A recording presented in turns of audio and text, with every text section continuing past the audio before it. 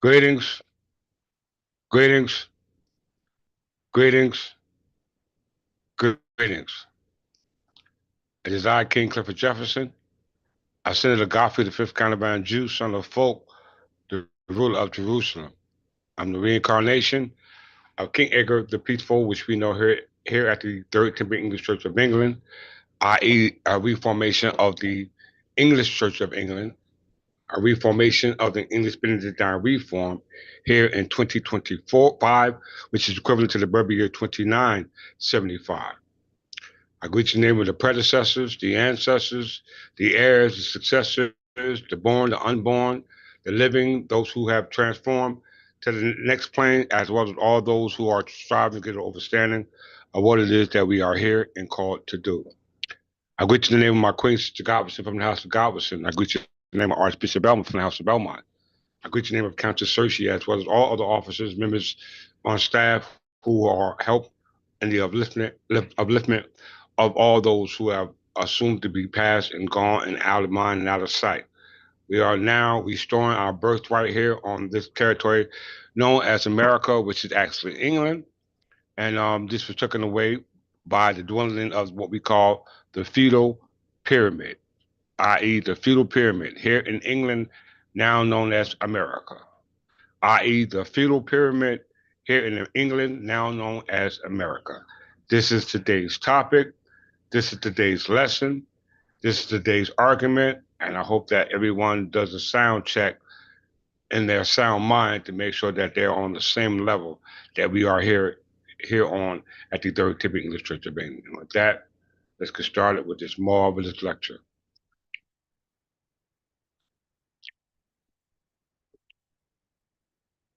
I'm supposed to do this lecture at 7:30. I'm supposed to do it at 12. But I had my grandson and he tied me down and he didn't go home till late. And I promised I'd do it at 7:30, but I'm a little bit tired, so I figure I'd go on and get it out the way.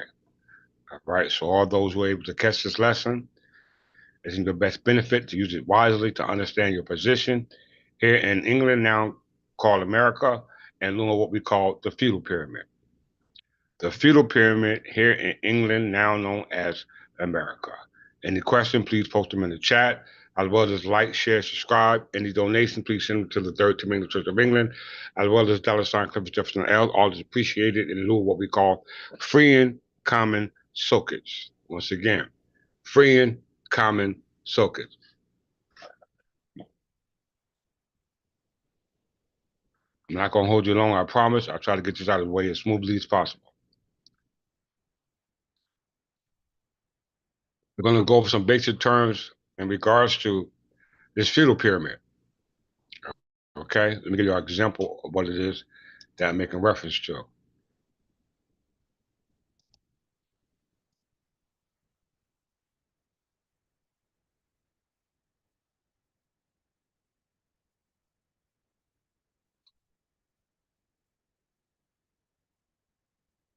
Feudal pyramid.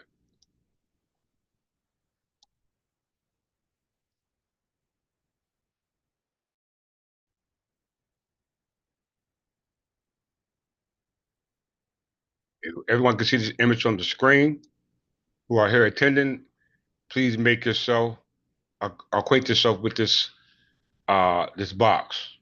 All right, please equate yourself with the figures in this box. This is known as your feudal pyramid. This is known as your feudal pyramid. What it was known back then in our ancestors' day is still known today in another term or another language that you usually don't really identify with, but nonetheless, it's still the same. Okay? This is known as a feudal pyramid. All right? Once again, a feudal pyramid.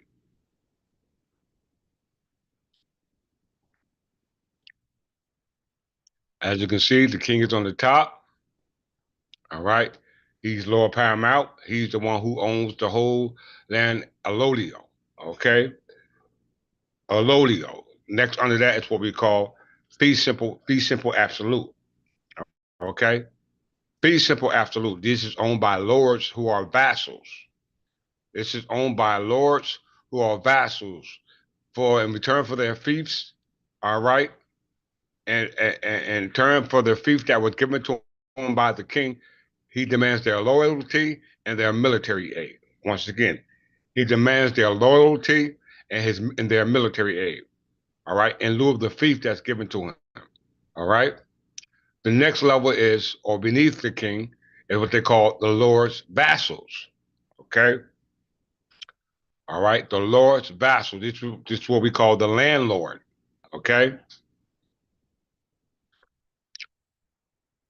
This is what you call your landlords. All right.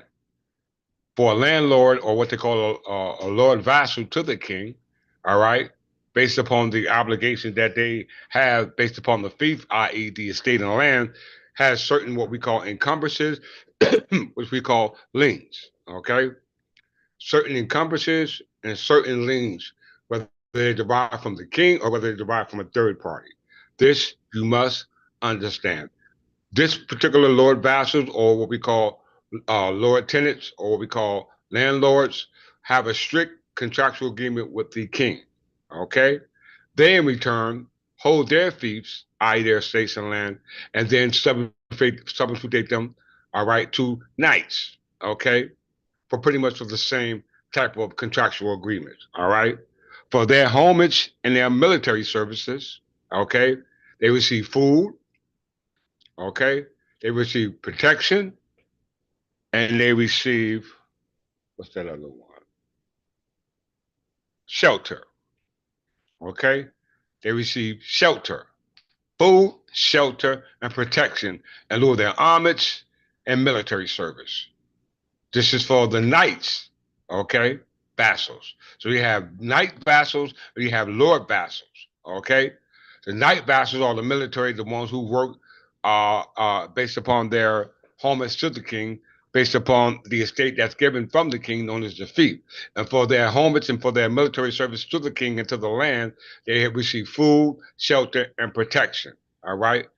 As provided by the Lord vassal, who has a direct connection to the king. And based upon their loyalty and their military aid, all right, receives fiefs as well as, what is that word? Is that peasants? I think that's peasants because that brings us to the lowest level. Okay? That brings us to the lower level. The lower level are your peasants and your serfs. All right? These are your peasants and your serfs, who also receive estates and land from either their knights or their lords. Okay? Once again, these are your peasants and your serfs. All right. For the land estates and land that they give, such as what they call farmland, they are obligated to pay what they call common soakage, which usually amounts to what they call rent. Okay, for their food, for their shelter, and for your protection. So you see the pyramid from the bottom level to the mid level to the highest level, which derives the story from the king. Okay, everybody keep this figure in mind.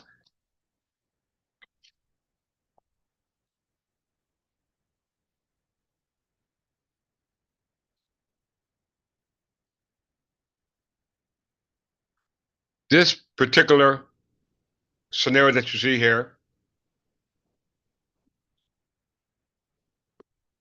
based upon the obligations that you see here, is pretty much what's happening today in your modern world.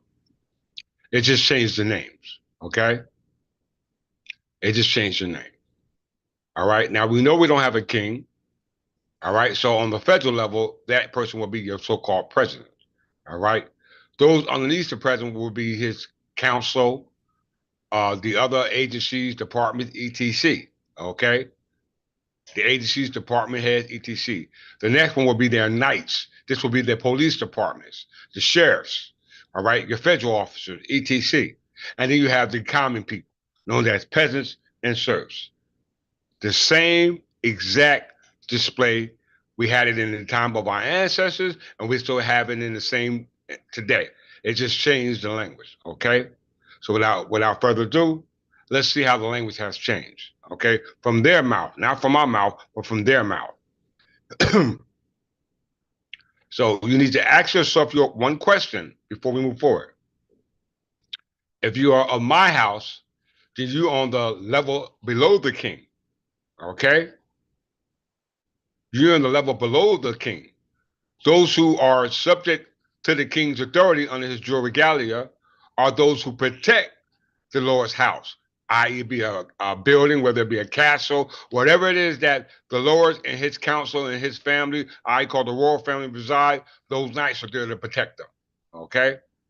And then those who do not live within the Lord's house, i.e., the Lord's dominion, i.e., the Lord's realm. Those who have an estate and land based upon the feast that were given to them, whether it's from a vassal from a knight or a vassal from a lord, they still had an obligation. Okay? Same obligation they had then, they're going to have the same obligation they have now. Okay? Whether when you call yourself citizens or when you want to call yourself peasants and servants, because you pay rent. Okay? You pay some type of lien or some type of encumbrance. Okay? We must understand in regards to the word ownership. Everyone listen very close. The word ownership, all right, is very important to understand contrast to the word possession. Ownership does not mean possession. Possession does not mean ownership. They are not synonymous. Okay? They are not, I repeat, synonymous terms. Okay? This is on the top is allodial. Okay? Allodial. This right here is what they call fee simple, absolute. Just below it is right here, it's called a conveyance by way of deed, but the deed is colored or color title. The same exists here as well. Let's break this down. A deed. A deed, all right, brothers and sisters, is a legal instrument pertaining to how one possesses property. A deed is a legal instrument pertaining to show how one possesses property or how one came to acquire property. It does not mean ownership, brothers and sisters. Okay? How you know it does not mean ownership because there are three requirements. There's a deed, some type of instrument that shows a conveyance from the seller to the buyer or to the lender or the borrower. Okay, but it's never the owner. Once again, from a borrower to a lender or a seller. I mean, from a buyer to from a seller to a buyer, or from a lender or up to a broker. Okay, one is the creditor, one is the debtor. Whenever there's a foreclosure on property, it's a result of not meeting the obligation that was created by a contractual agreement through the creditor. Okay? When you default on as a debtor to the creditor, you fall into foreclosure. Okay? This is what you call property tax. This is called property tax. You cannot tax a substantive right. A substantive right is called a common law right. You can't tax your head. You can't tax your hand. You can't tax your body. All right? Those are all protected by substantive rights, i.e., common law rights. And you can't tax the property that is taxed to that person, i.e., because it is private substantive rights, i.e., common law rights. If you can tax that property with a property tax, whether it's tangible or non-tangible property, that means that whoever being taxed is not the owner of the property, nor are they the owner of themselves. Okay? Nor are you the owner of the property, nor are you the owner of yourselves. All right? Very important to understand.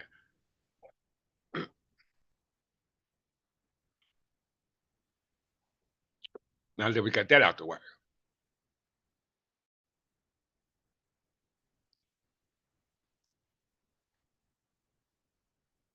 I always like to keep my premises. All right? The articles we're going to go through today, you've seen some of these articles, but the one I'm going to uh, root this lecture in is a new one that I found. It's under allodial freehold. Okay, is an article dealing with allodial versus freehold. Okay, well, we're going to use certain articles that we talked about in the past to qualify, as well as certain terms that we discussed in the past to qualify, as well as new terms that we're going to show you in the present to qualify, as well as case law to qualify, as well as statute to qualify. Okay? All these things we're going to bring to one full circle. Okay? A complete circle. Greetings, Countess uh, Brown from the House of Brown. Good to see you today.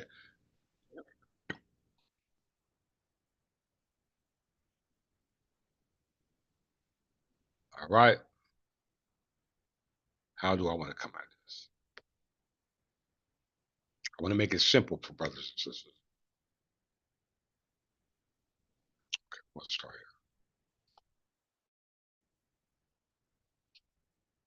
here. Allodial and freehold.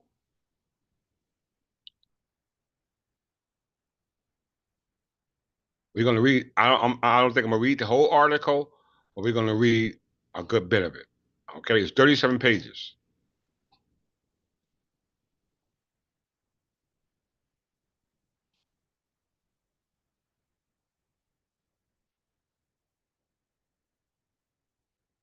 We're gonna see the points of view coming from just the state of New Jersey, as well as coming from a point of view from the United States, i.e., America. No, it doesn't transfer ownership. I just said a deed is not an instrument of ownership. A deed is your instrument showing how one acquired possession. It has the appearance, all right. It seems on the appearance that is a good title, all right. It seems apparent that's a good title, but it's not a good title. Why? Because there are three ingredients used to convey title. You need three ingredients, all right. You need a instrument known as the deed, all right, which is based upon how one is conveyed title. Then you need a title abstract, okay, to make sure that when you got that deed, that there was no liens on that chain of title, okay, based upon the title abstract, okay, and then you have what they call title insurance, okay. You have the deed, the title abstract, and the title insurance insures the deed based upon the title abstract. Okay? So a deed does not show proof of ownership. It shows proof of conveyance of some type of right of possession, but the right of possession has certain encumbrances. So it does not show ownership because ownership means no encumbrances. Okay? It's okay. And ownership means no encumbrances. Everyone said ownership means there is no encumbrances, means free and clear. Okay, means it's a clear title. All right, it's a clear title. So this is a new article that we're going to talk about today. We're going to take our lead from an old article from New Jersey Land Title Institute. Okay. We're gonna deal it from New Jersey because New Jersey represents the crown. Then we're gonna get it from this from America's perspective, which is pretty much the uniform perspective on how America acquired uh, uh, uh, uh, um, possession of property. Okay, never ownership of property, but possession of property. We must not use those words interchangeably. History and development of land ownership. You hear that? History and development of land ownership. It didn't say land possession. It said ownership, and then it say conveyance. That means to transfer. Okay, land ownership and conveyance. It didn't say possession. Okay, when land is conveyed, it's basically supposed to be from the owner. Okay, not the seller and not the lender. Lender. Is the owner. We know that the buyer, the lender, or the seller is not the owner because of the latter two, title insurance and a title abstract. So they can't be the owner if they're a lender and a seller. Okay, a property that they can't prove a owner, they're the owner because they don't have a clear title. We didn't say deed. We said a clear title. All right. We must not use these words loosely. Okay.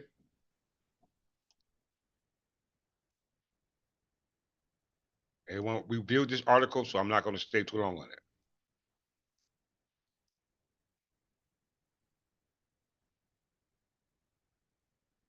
History of and background of feudalism. Topic is feudalism. Because New Jersey was formerly a colony of the Crown of England, the history of the development of our entire legal system, including our system of land ownership, has its roots in England. Okay? So, ownership and conveyance and possession. Three topics: ownership, conveyance, and possession. Okay? Possession does not denote to ownership, and ownership does not denote to possession, but they all subject to what we call a conveyance. They're all are subject to some type of conveyance, some type of ability to be able to transfer from one person to the other. But the only person problem with that it's not the owner transferring it. It's a seller or a lender. And pretty much that's a third party. Okay? That's considered a third party. Because New Jersey was formerly a colony of the Crown of England, the history of development of our entire legal system, including our system of land ownership, has its roots in England.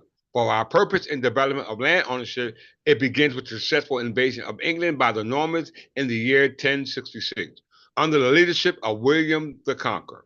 Okay, so there's the evidence that New Jersey's entire legal system, as well as how they acquire possession, never ownership, but they say ownership because they're assuming that they're the owner. But they're not the owner because they have encumbrances on it. Why? Because they pay tax. They charge tax.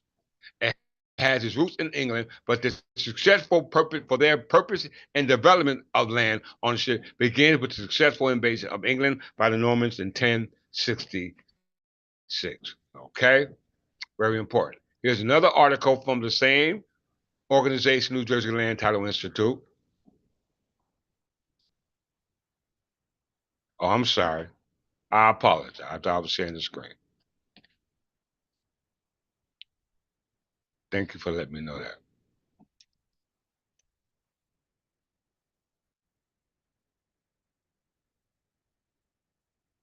There we go.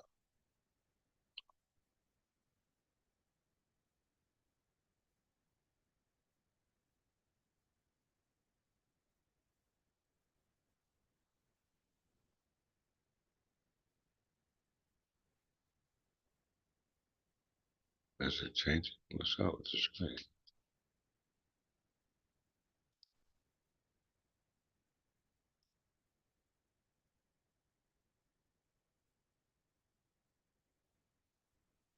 Let's see if this works.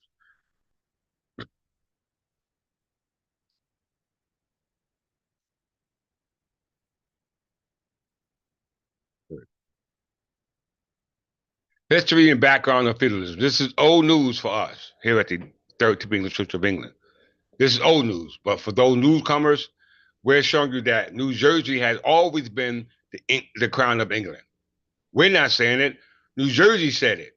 Well, New Jersey didn't say it, but the person that they allowed to incorporate in the state of New Jersey, they said it, and that's New Jersey Land Title Institute. And they are not the owners of any land in New Jersey. Why? Because they insure defects in titles. Okay? They insure defects on titles, which prove they are not the owner. New Jersey allowed this corporation to incorporate in New Jersey to insure defects on titles, which prove that they are not the owner. Okay? And everybody that has a right in possession of land pay taxes, okay, which is some type of encumbrance or lien, which means that you don't even own it. But all of you have what in your possession? A deed, because deed is not an instrument of ownership; it's an instrument of possession. And because New Jersey was formerly a colony of the Crown of England, i.e., the owner, the history and development of our entire legal system, including the system of land ownership, has its roots in England. But for the purpose and the development of land ownership began with the successful invasion of the Crown of England, i.e., New Jersey, by the Normans in the year 1066 under the leadership of William the Conqueror, going all the way back to 1066. New Jersey had made something that was play, make believe, myth, folklore, and now took the this story and now made it concrete. It was abstract, now it's concrete. But yet, how is it concrete? But you have an abstract title. How is it concrete, but you have an abstract title? Okay? I'm gonna prove you have an abstract title. It's defective. It's color. Okay? Let's see. There's another article from the same corporation, New Jersey Land Titles Institute.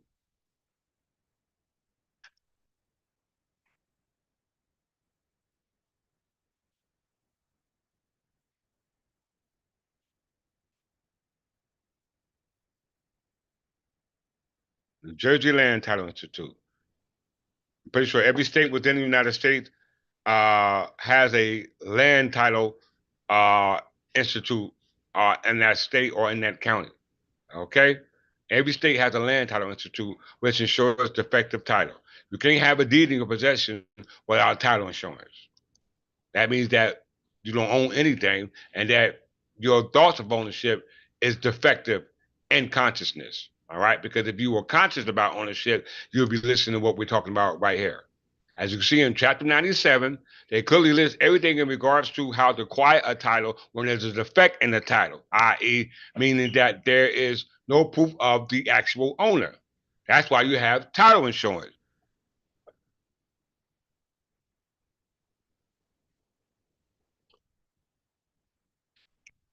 In general, historical background, quiet title suits today, quiet title of unknown owners, specifically we're talking about that. Quiet title affects the final judgment, quid temment action, which means that for the fear of, as well as use and misuse of quiet title and quid temment proceedings. Underwriting practice, relating proceedings, reformation, as well as rescission. All right, these are all equitable remedies, all right? Reformation, rescission, and other things like that. So let's go one particular point in this article on chapter 97. Let's deal with quiet title dealing with unknown owners. Quiet title with unknown owners.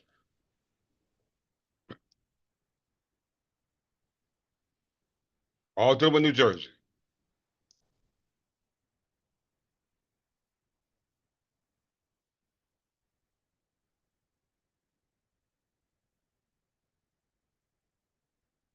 Section 3 of chapter 97. Quiet title, unknown owners. Specific statutory provisions have been made to permit the prosecution of a quiet title action against so-called unknown owners or unknown claimants, i.e. defendants. Okay? Nevertheless, the plaintiff must allege that the plaintiff was unable to ascertain the name or identity of such other person from a search of a title abstract extending back 60 years. I was born in 1970.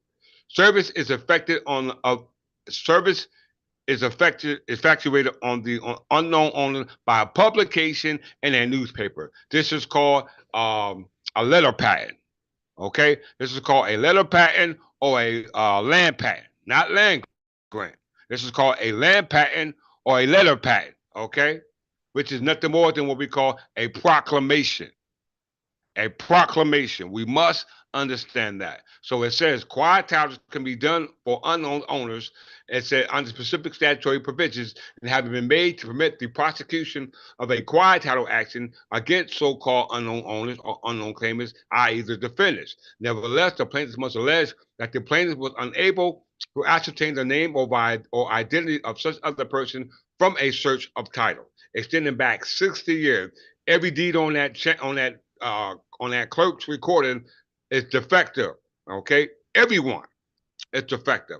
It does not prove who the owner is. It shows who the seller is. It shows who the lender is, but it does not show who the owner is. All right, and that content, it is defective.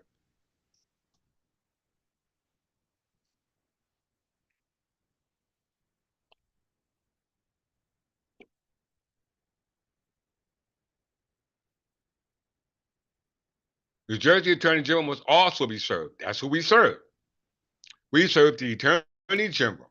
The 60-year search is a jurisdictional requirement. Moreover, the final judgment is not binding on any party whose interest could have been discovered through the requisite search. On the other hand, if a statutory requirements are complied with, the final judgment will serve to bar the interest of an unknown owner, defendant, or anyone claiming by, through, or under them.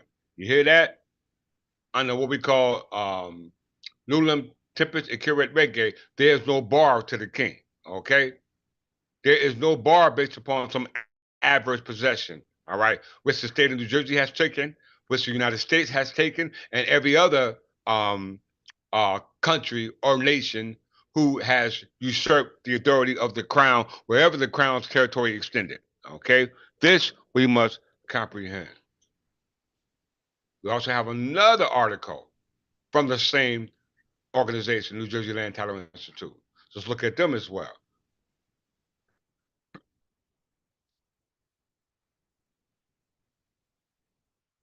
Chapter 72.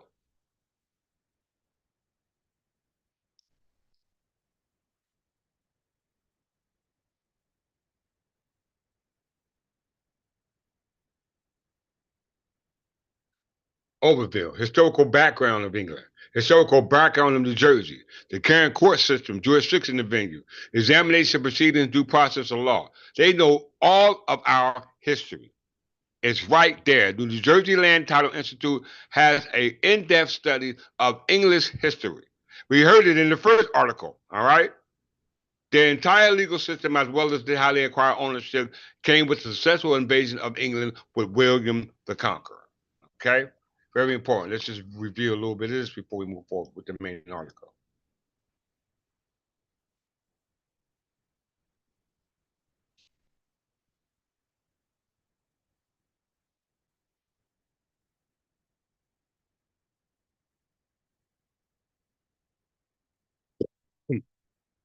Historical background England. Our system is based on that of Great Britain, which does not flow from a written constitution, but rather from a vast body of judicial precedents, common law, which has accumulated over the centuries known as the common law. On an act of parliament and on certain charters such as the Magna Carta of 1215, which define basic concepts of freedom and dignity. The British Constitution is the aggregate of all these. You hear that? It is the aggregate of all these and not a single written document.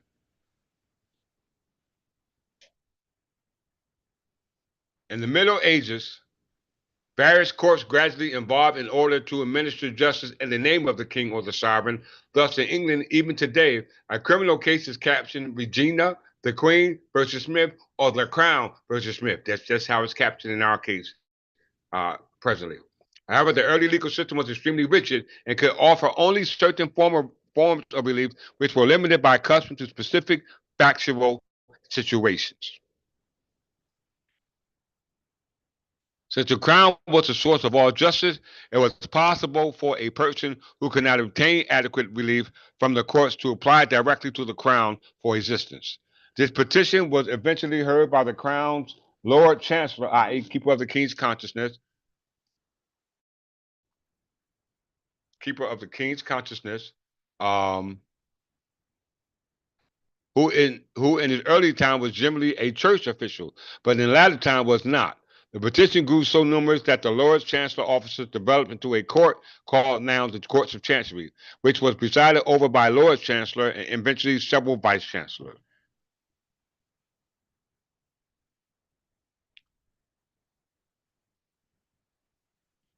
Historical background, New Jersey.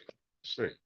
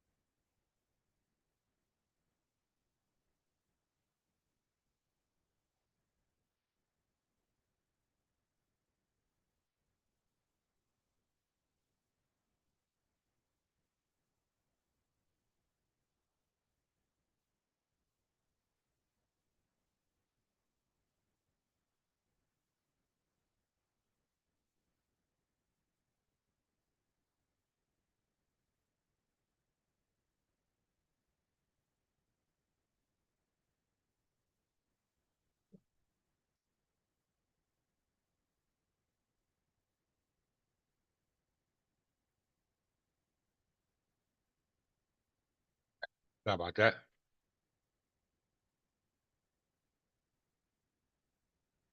Yes, it is. The title search should lead to the crown. It should lead to the crown. It's called a land grant. All right. A land grant is not a part of. It's not called a land grant. It's called a land patent. Okay. It's called a land patent or a letter patent, which is a proclamation. William Penn used this same process. Okay. The founding fathers used the same process. William Penn used a deed. The founding fathers allow y'all to use deeds because they know that the deeds are defective in nature. Let's prove this. Historical background, New Jersey. When the colonists arrived in North America, they brought the British legal system with them. It was not even abandoned after the Revolution. In fact, the Common Law of England as it existed in 1776 was accepted by New Jersey's Constitution in 1776, 1844, and of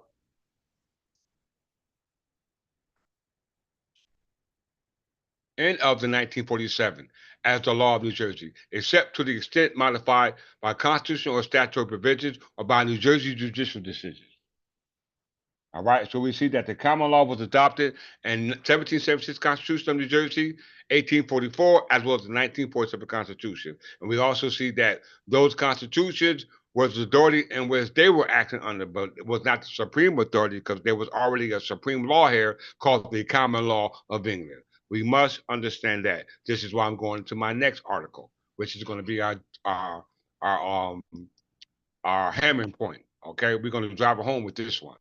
This article is going to do much justice.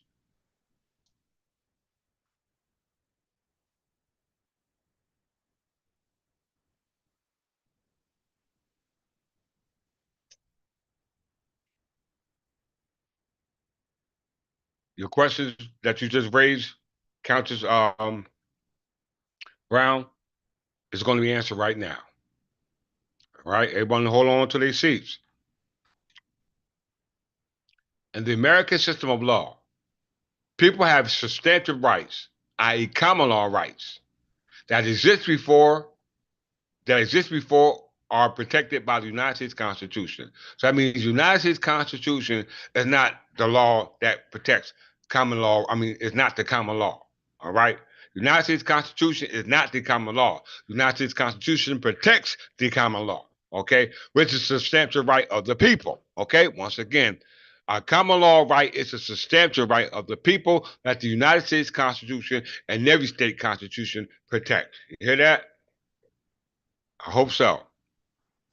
You may not be taxed for the words you say, for the hands in your arms, for the hands and the ends of your arms, or for the property you own. Once again, you may not be taxed for the words that you say, for the hands, for your feet, for your head, or any part of your body, okay? Your arms, or for the property you own with those parts of your body. Whether you're carrying it, whether you're kicking it, you know what I'm saying? Whether you're carrying it on your head, no one has the right to have any interest whatsoever in lieu of your right to possession. Why? Because you own it, okay?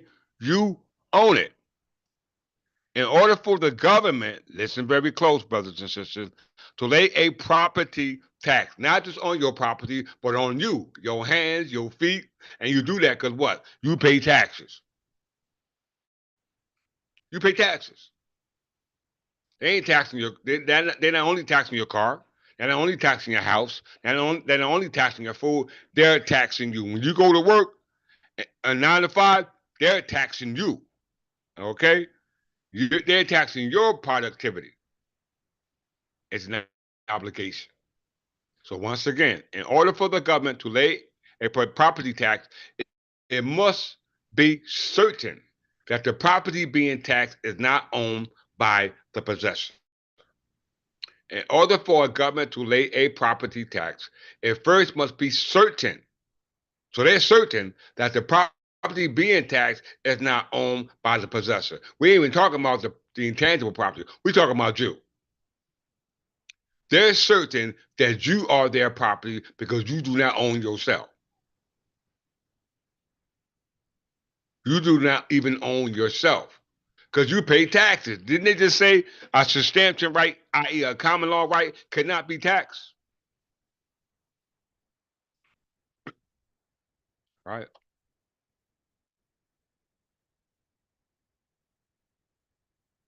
Having title to your property, they're going to keep it clean, is not full ownership of your property. Title only proves your right of possession. To have full ownership of your property, you must complete the transfer process by attaining a what? A land patent. Having a land patent proves your allodial ownership of the land. Allodial signifies ownership without limitation, which means that there are no encumbrances, which means that there are no liens, okay? There is no debt, outright, free, and clear, okay? Absolute, okay? Not a good title, not a clean title, all right? Not in the appearance of or apparently seeming, but absolute. Having the title to your property is not full ownership of your property. Title only proves your right in possession. To have full ownership of your property, you must complete the transfer process by attaining a land patent. Having a land patent proves your allodial ownership of the land. Allodial signifies ownership without, everyone say it, limitations.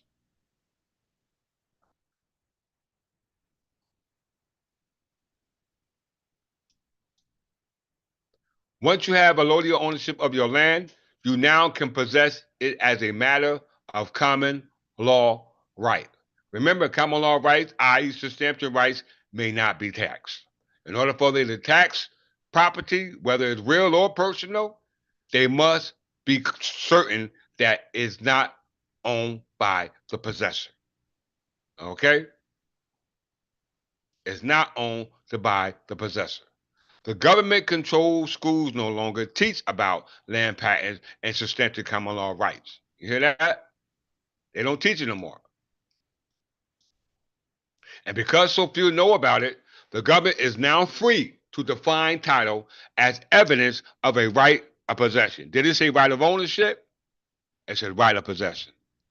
The true holder of the allodial title is the government now, and like any owner, it's entitled to rent the property to the tenants. To avoid revealing all this to the public, the rent is called, everyone say it, property tax. Everyone say it, property tax. It's going to hurt y'all real soon. It's going to hurt a lot of people. Look how many foreclosures going on around the world and the United States.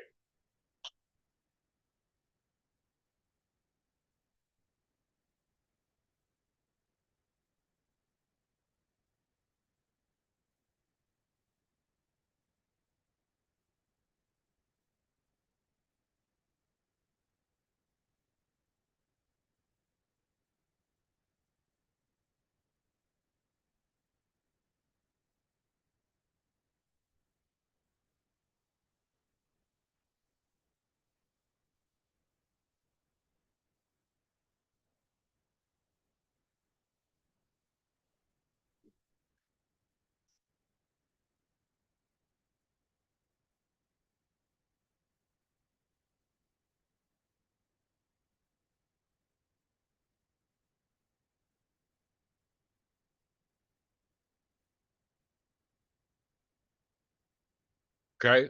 So, in order for them to tax your property, they must be damn certain that you are not the owner. Okay? They have to be damn certain. So, what is a land patent? Let's look at that real quick.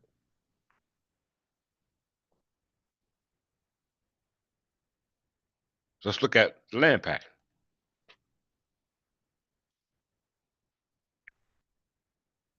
Don't forget the feudal pyramid: king, lord vassal, knight vassal, then peasants and serfs. Okay? King, lord and his vassals, knights and his vassals, and peasants who are serfs. Okay? All right. And all these might have an estate in land. But how do you prove that you have an estate in land? All right. And when we say estate and land, not just possession it, but actually own that estate and land. Okay? Because a deed is not going to do it. You must have a letter patent. And a letter patent is a land patent. All right. A letter patent is a land patent, which uh, uh, uh, is not construed or don't construe it to be a land grant. All right, not the same.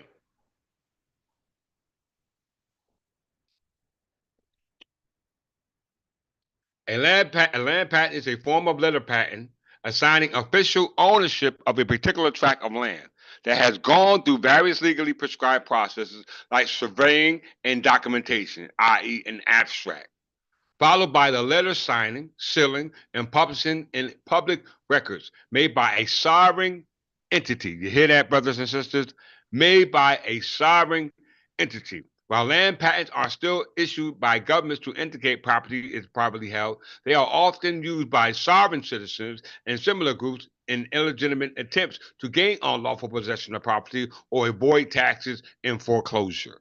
Okay, so you got to be careful with what you're doing. And I'm pretty sure all those who are doing what they just said, based upon it being illegal, you do not have a land patent. You have a deed. Okay, if you had a letter patent or a letter patent based upon a land patent, then that means that you better have that seal from that grantor. Okay, not the lender, not the seller, but the grantor. Okay, the original owner. All right, you must understand that.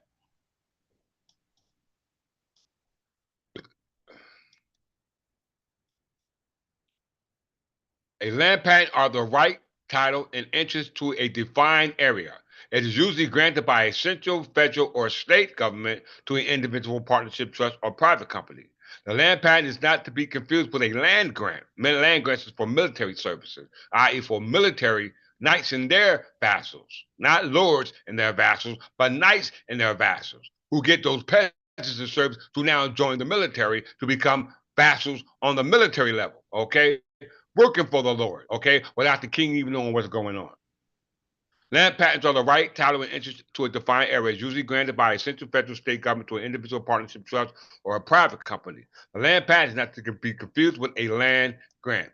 Patented land may be lands that has been granted by a sovereign authority in return for services rendered or a company in a title or otherwise bestowed gratis, or they may be lands properly purchased by a government, individual, or legal entity from their prior owners, not seller, not lender, okay? Not seller nor lender. All right. We have to be careful that we know what we're talking about.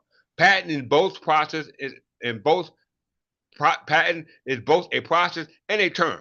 As a process, it is somewhat parallel to gaining a patent for intellectual property, including the steps uniquely define the property at issue, filing, processing, and granting. Unlike intellectual property patents, which have time limits, a land patent is permanent. All right. It is permanent.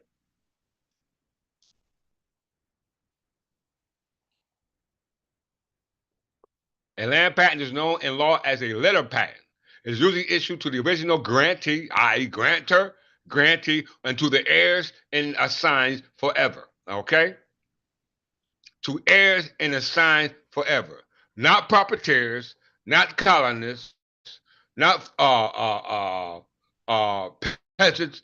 He said heirs of the body or assignees forever. The patent stands as a supreme title to the land because it attests that all evidence of the title existed before it is issued a date and had been reviewed by the sovereign authority under which it was sealed.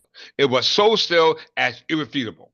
Thus, the land patent itself so becomes a law, the title to the land defined within its four corners. In practice, the irrefutable of counterclaims is relative, but once a patent is granted, permanence of the title is established. In the United States, all claims to land ownership can be traced back to the land patent. First title deeds, y'all better listen. In the United States, all claims of ownership can be traced back to that land patent, that letter patent. All right, to establish the first deed. But when they do a title search and abstract, they do not go back that far. That's why you have title insurance. Is this ringing loud and clear in your ears? They can never guarantee you a clear title without any encumbrances. That's not popular for them. They lose money that way.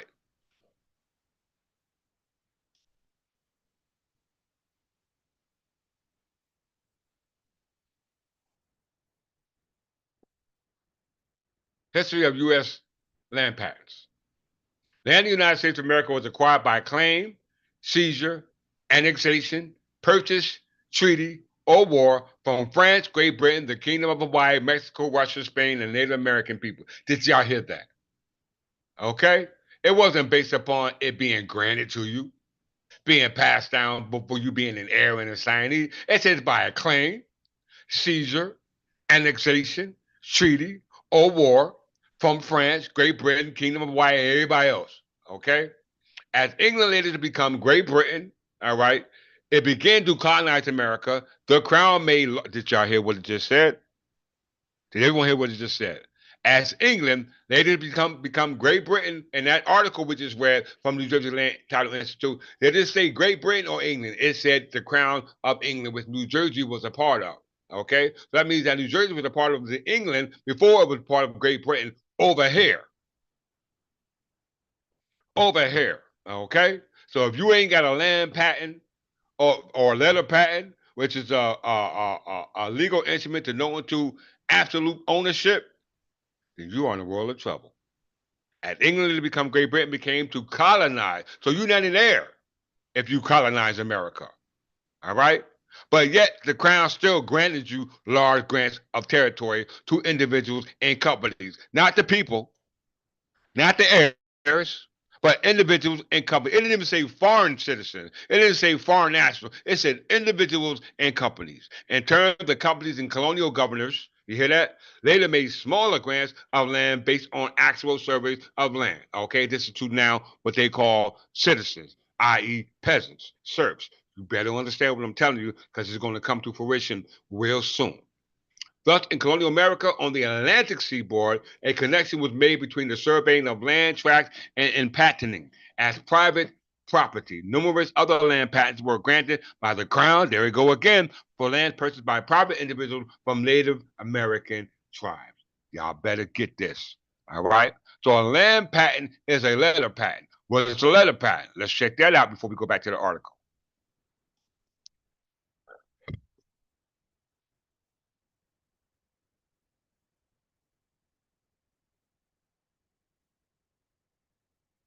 Letter patents are a type of legal instrument and a form of published written order issued by who? A monarch or president or other head of state, generally granting a office, right, monopoly, title, or status to a person or a corporation. Letter patents can be used for the creation of corporations. We know what Chisholm versus Georgia said: the king creates corporation. All right, Parliament, but usually is of the former, not of the latter. All right, so letter patents can be used for the creation of corporations, government offices, to grant city status, or coats of arms. This deals with heraldry. Letter patents are issued for the appointment of representatives of the crown, i.e., assignees, brothers and sisters, such as governors, governor generals of the Commonwealth Rim, as well as appointed royal commissioners. In the United Kingdom, they are also issued for the creation of peers of the rim. You better have your surname. You better have your surname, brothers and sisters. You better have your surname. The letter patent, i.e., land patent, can either be open or closed. When it's closed, that means it's personal. When it's open, that means it's for the world to know. Okay? That's called a proclamation. Okay? That's called a proclamation. Let's define the meaning of a letter patent, i.e., the same as a land patent, not a land grant. Letter patents are so named from the Latin verb pator, or to lie open, exposed, accessible. The originator seal was attached pendant from the document so that it did not have to be broken in order to be for the document to be read. So you have a open letter and a closed letter, brothers and sisters. I hope this makes sense. The uses of a letter patent, i.e., a land patent, not a land grant. Letter patents are a form of open or public proclamation. It is a vestigial exercise of an extra parliamentary power by a monarch or a president. A proclamation. What is a proclamation? We already know what the open letter is. We already know what the closed letter is. One is you have to break the seal, and the other one is already open, but the seal doesn't have to be broken, which is a form of proclamation. Let's read proclamation before we go back to the article.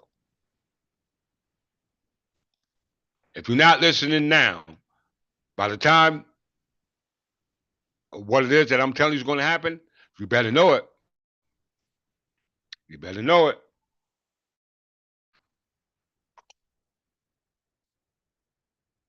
Proclamation to make public by announcement. It is official declaration issued by a person of authority to make certain announcements known. Proclamations are currently used within the governing framework of some nations and are usually issued in the name of the head of state. A proclamation is usually a non-binding notice. You don't have to listen to it if you don't want to. It's just making a public notice. All right. In the United States, this can also be filed in what they call a newspaper. All right. Let's see. All right, so let's go back to the article. Back to a Elodie title. First of all, let me show you the picture again.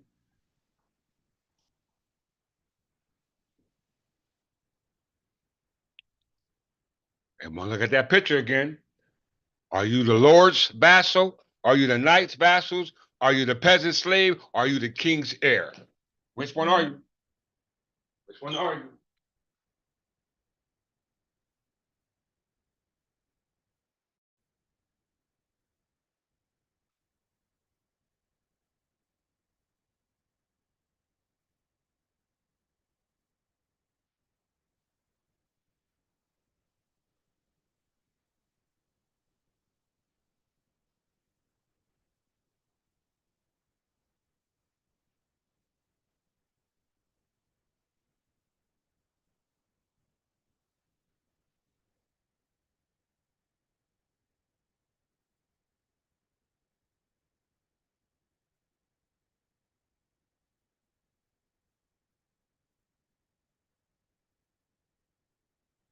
All right. Are you the king's heir?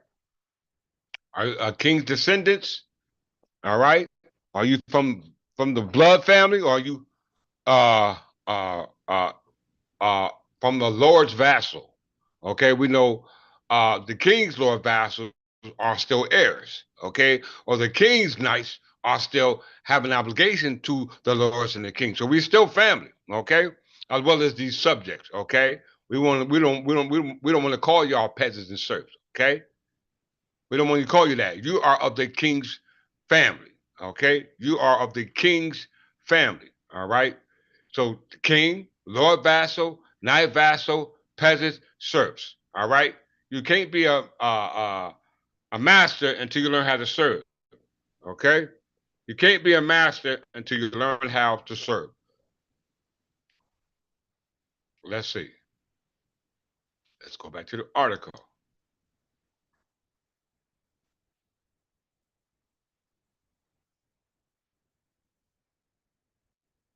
Because so few is known about it, government is now free to define title as evidence of right of possession. The true holder of the loaded title is now the government, and and like any other, and like any owner, is entitled to rent the property to tenants to avoid revealing all this to the public, and the rent is now called property tax. So from the first uh, entry of this article, we already read that property tax is a tax on property. All right. Property tax is a tax on property. We know that a common law right or a substantive right is a common law right or a substantive right that cannot be taxed. Okay? It cannot be taxed. So if they taxing you or your property or you as property, that means they made certain that you are not the actual owner of that property that's being taxed, that's in your possession. Whether you are the possession or you got something in your possession that's subject to what they call that tax. That's called an encumbrance, and that's called a lien. Okay, it's a sort of security interest for an obligation that you have yet to pay. All right, either you from a creditor or a debtor, from a lender to a borrower, from a uh, lender and seller, from a what is the other two? From a buyer to a seller. What is it? Buyer, seller. Uh, what is it? I said it the other, not too long ago. Lender, seller. What's the other one? Lender, seller. Uh, well, you know the synonym form. All right. We understand that one is conveying land, and the other one is seller, purchaser, lender, borrower. There you go. Uh, Lender, purchaser, buyer, seller. Okay. We understand that the seller or lender is not the owner. Okay. So how are they going to sell something or convey something to a buyer, okay, or a borrower, and the borrower or buyer does not actually have the opportunity to actually own what it is that they're selling? It was never presented for you to actually own what it is that they're selling or lending you. All right. Memorandum of law history, force, and effects of land patents. We know a land patent is a letter patent, and a letter patent is an open proclamation. Okay. Very, very, very important. Section 1, allodial and feudal titles. In America today, there is a phenomenon occurring that has not been experienced since the mid 1930s. He's talking to you. They're talking to you. That phenomenon is the increasing rising number of foreclosure. Well, what does it mean to foreclose on somebody? Okay, means that to revert back as a result of a default and a debt or a security interest not satisfied. Okay, the phenomenon is the increasingly rising number of foreclosures both in rural sectors and the city.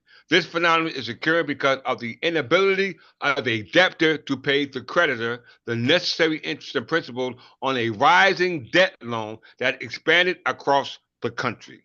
Okay? This is from 1930 to the present. It's still going on. As a defense, a land patent or fee simple title, one and the same, a fee simple title or a land patent or a letter patent and we know a letter patent can be open or closed, and we know that when the fee simple estate is given to you by way of conveyance by the state, whoever the state puts in place to convey the title, they know damn well it's defective, okay? From the door. They know it's defective because it has encumbrances and it has lien, and that shows you that there is no clear title, okay?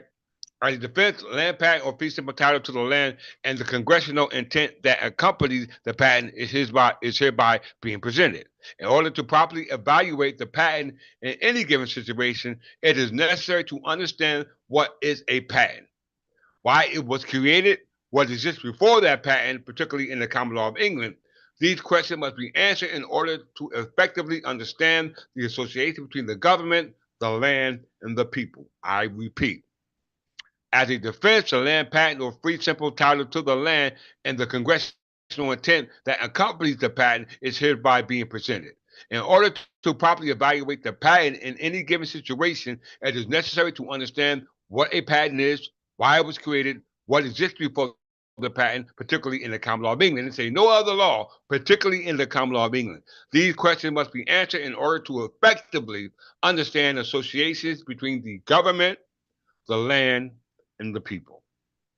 Okay? It's about to get ugly.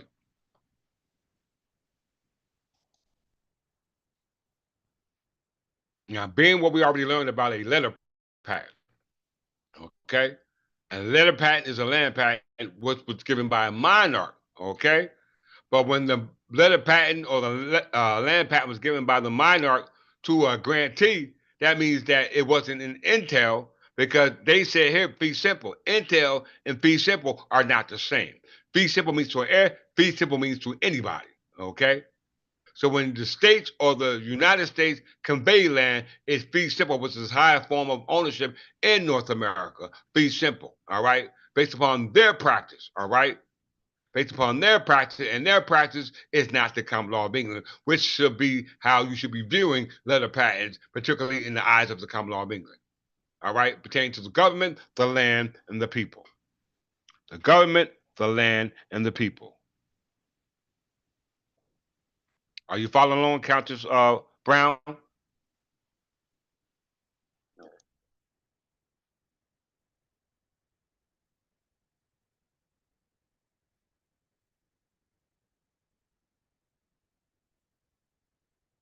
You follow along, Countess Cersei?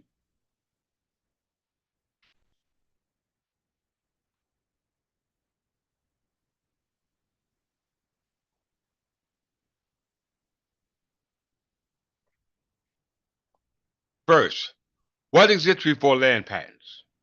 First question. What exists before a land patent or a letter patent, you know what I'm saying, which is an open letter or closed letter, with a seal?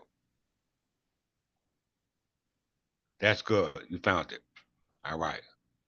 So first we question a letter patent or a land patent, and we know a letter patent and a land patent is a proclamation about a conveyance of a property being conveyed from the grantor to the grantee, not a seller, not a lender, okay, or not some third party, from the grantor, all right, and the grantor better be the owner, okay, it better be the owner.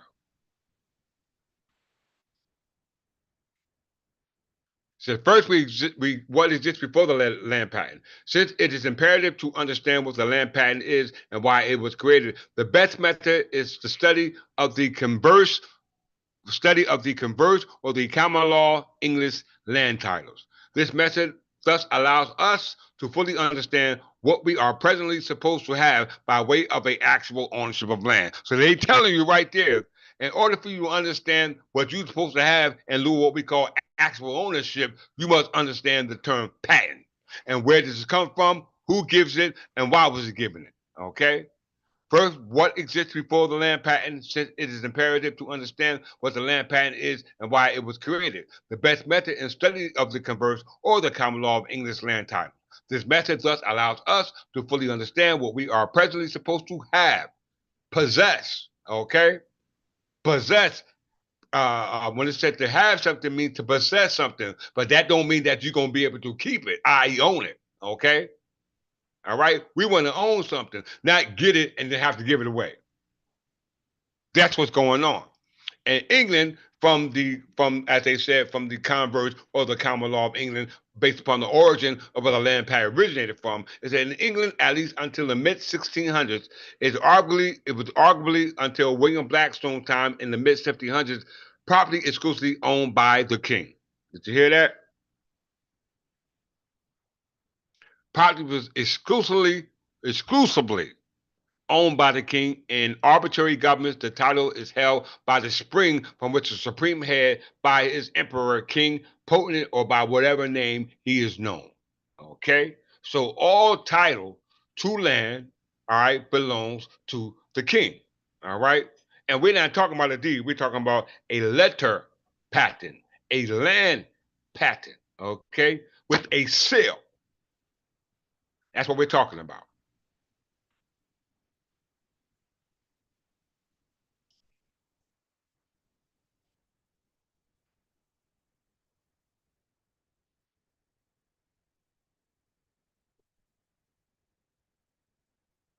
The king was the true and complete owner, giving him the authority to take and grant the land from the people in his kingdom who either lost or gained his favor. The authority to take the land may have required a justifiable reason, but such a reason could conceivably have been fabricated by the king, leaving the deceased former holder of land wondering what it was that had brought the king's wrath to bear upon him. At the same time, listen, y'all, at the same time, the beneficiary of such a gift, while undoubtedly knowing the circumstances behind such a gift, may still not have known how the facts were discovered and not know how such facts occurred, may have been left to wonder if the same fate awaited him if it ever been felt that you fell in disfavor of the king. Did y'all hear that?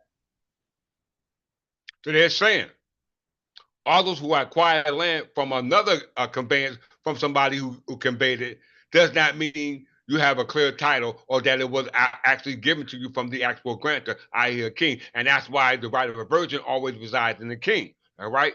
So that means that if you're not in line or if you're not in favor with the king, guess what? All your property can be taken back. If you ain't got that little patent, guess what? Your property will be taken back. Okay. That is the law. Okay. That's why you got title insurance for recompense. All right? Because your title abstract didn't come back to be a clear title because it has encumbrances on it. It has liens on it. Not by the owner, not by the grantor, but from a third party which you call a seller and a lender. Okay? A seller and a lender. Okay? Who does not own the property that they're conveying. All right?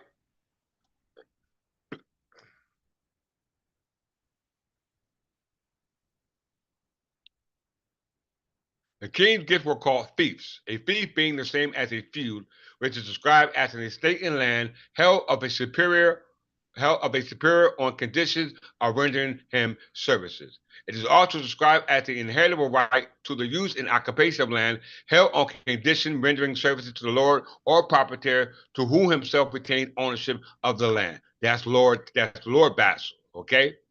That's called the Lord Vassal, tenant in chief, or tenant and vassal. Okay?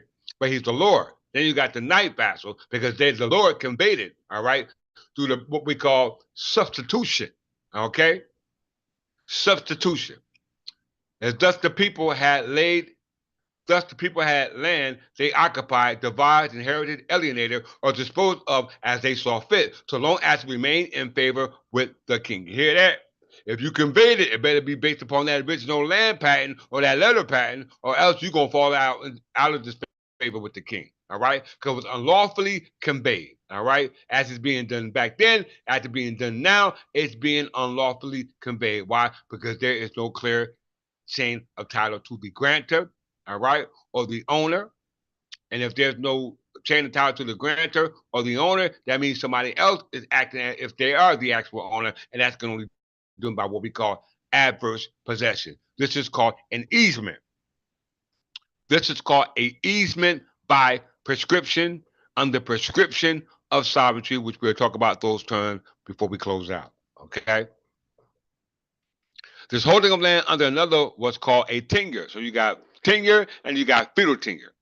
This holding of land under another was called a tenure and was not limited to the relationship of the first paramount lord or vassal. Now you're talking about knights, but extended to those who such vassals within the rule of federal law may have parted out his own field to his own vassal, whereby he became the mezzanine lord between his vassal and his own or lord paramount. Okay, see how they substituting do the practice of subfeudation, which is what we call alienating the land, which is a violation of Queen Infantoris. Straight violation of the land. Because they are not Lord Paramount. They are not Lord Paramount. The only one can be Lord Paramount is the crown. Okay? The only one can be Lord Paramount is the crown. Those who held directly to the king were called his tenants in chief. Tenants in chief.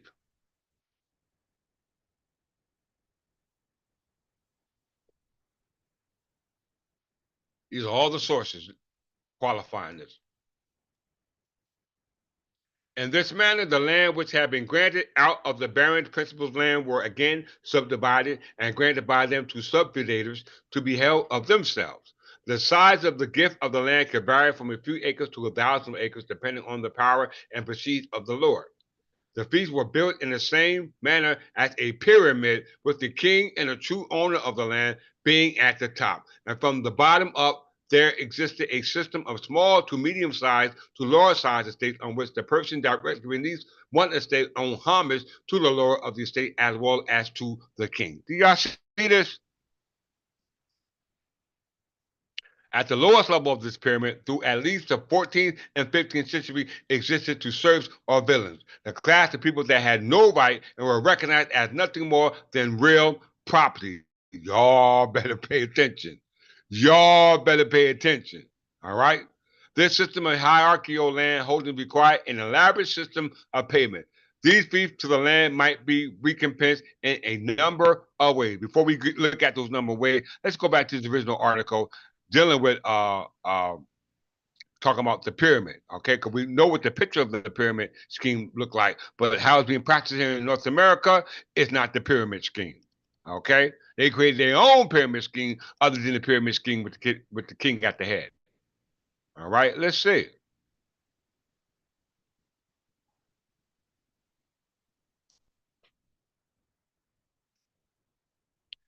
Historical background of feudalism is the second paragraph. We already read the first paragraph. Let's read the second paragraph.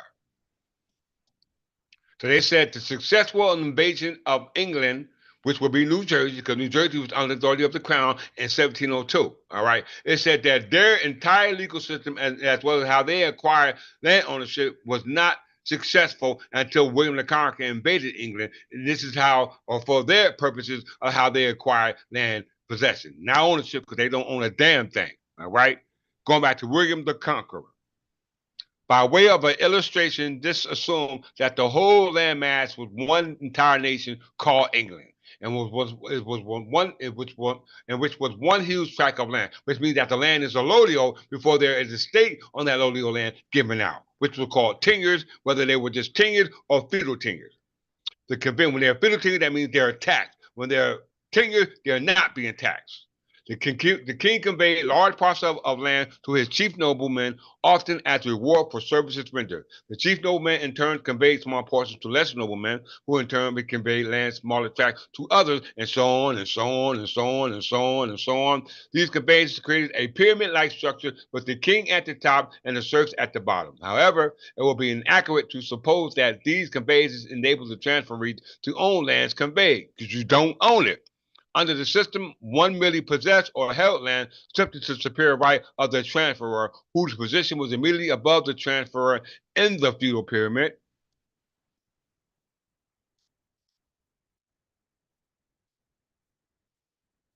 In the feudal pyramid. The foregoing suggests that the feudal estates can probably best be characterized as a series of leasehold and sub-leasehold. On the other hand, these estates descended to the heirs of the possessors thereof and were transferable under certain circumstances. Okay? We must understand that they're talking about the same thing. Let's go back to the article.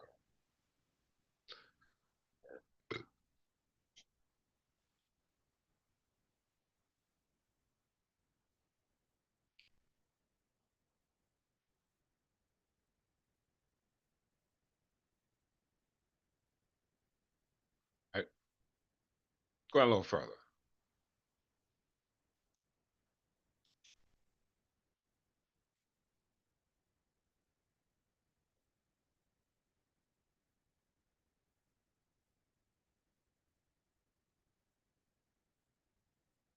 Let's start here. Start here.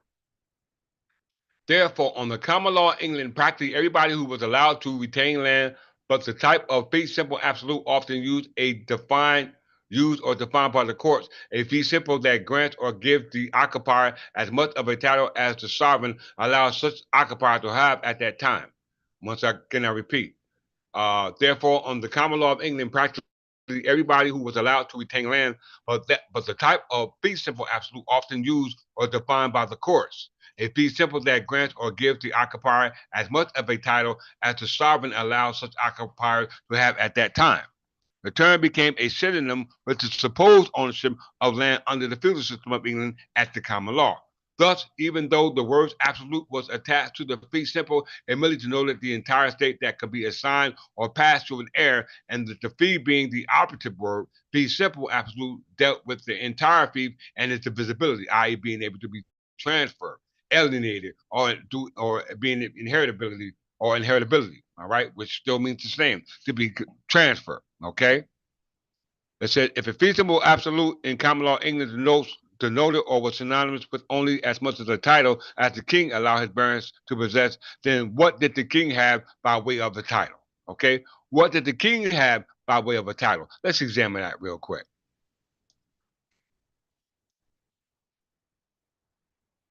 All right. So we want to see what type of estate title that the king had versus uh any vassal that was subject to the king, whether they were lord, whether they were a knight, or whether they were a peasant. Okay. We want to distinguish what type of title did they have.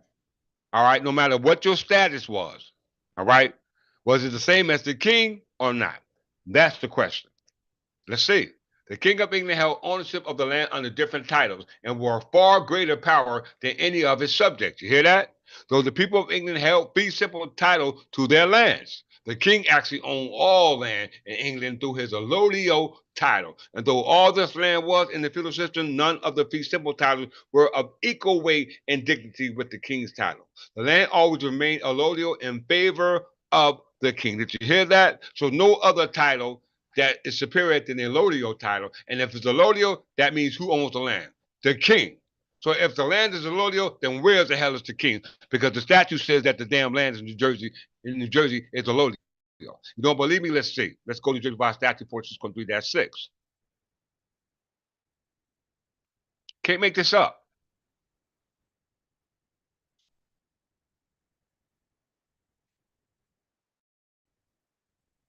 But New Jersey acquired land ownership when William the Conqueror invaded England.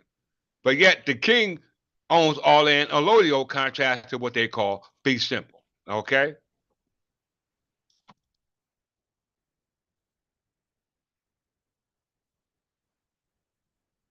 Yes, sir. Allodial intel. Allodial intel. If you're an heir, your land is allodial, absolute, without any encumbrances or liens, i.e., from a third party. Okay? They don't have the authority to tax you. We ain't talking about a first lien, second lien. We're talking about first purchaser. That's what we're talking about. Who was the first purchaser based upon that title abstract? Nobody has it but the heir. All right? All gifts, grants under New Jersey Revised Statute Title 46, Column 3-6 says what? Everybody read it in context.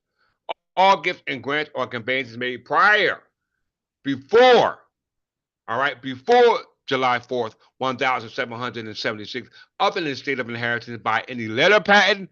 Ain't we talking about letter patents? Are we talking about land patents? They're telling you right here that all letter patents or land patents that were given out before July 4th, 1776, of any estate of inheritance by letter patent under the great seal of the state or any other manner by the state, by the legislators thereof, or by the conventions or agents of forfeited state, or by any other lawful competent authority under the state, shall be and remain, a one said, allodial, and not feudal, and should be forever be continued and free what? Pure allodium only, forever discharged of all feudal tenures in the interest thereof, and all other services whatsoever. So how can you have a clear title when it just said the land is allodial, and the only one supposed to own that land if it's allodial is the king by himself? That means the heirs ain't even got a land patent yet. Ain't no patent been given out yet. So what the hell is going on over here on this land that we call America? What's going on? This has to be made clear. All right? So I'm making it clear that there could be no excuses for what's about to come down the pipe. Okay, who you are. You have no excuse. So once again, the King of England had ownership. The King of England held ownership. You hear that word? Ownership. Different types of ownership. Even the lands held in fee simple, all right, still belongs to the king. All right? Why? Because he held the land, everyone said, allodial. The king of England held ownership of land under different titles and with far greater power than any of the subjects. Though the people of England held fee simple titles to their estate and land, the king actually owned all land in England through his allodial title. So you had heirs who owned land intel, and you had those who owned land fee simple. Fee simple paid what? That property tax, that rent, i.e., common soakage. All right?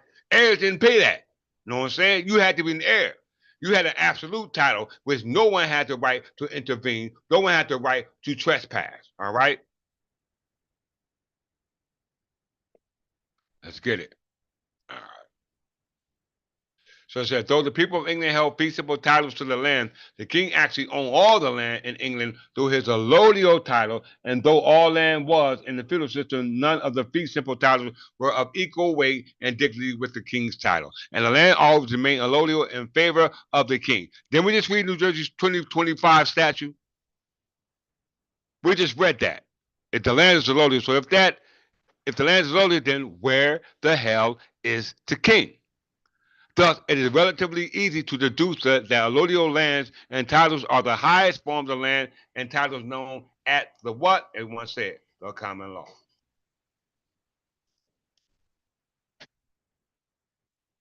Let's go a little further.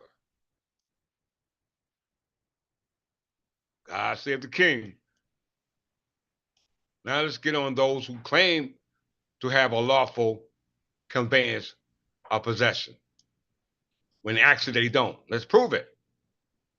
Land ownership in America today, not talking about in the Middle Ages, not talking about when the Stuarts had it. We're talking about in 2025. Okay? 2025. Land ownership in America today is not how we just read in the previous sections of this article. Once again, because it just said land is allodial is held by the king. The statute just said land held allodial is held by someone. And we go to 46:3-2, it'll tell you right there, the King of England, body politic, person, or corporate. That's the king's two bodies. i.e., corporation sold. We know all that, all right? That's nothing new for us, all right? But we want to understand, how did we lose our estate, and how did our estate begin to get taxed as if it wasn't our estate, because now we're not the owners, but now it's just possession of something that we cannot prove we own. Okay? How can you prove that you own something here in America and America's feudalistic society? How can you prove it? There's no way to prove it. I'm not going to tell you. They're going to tell you.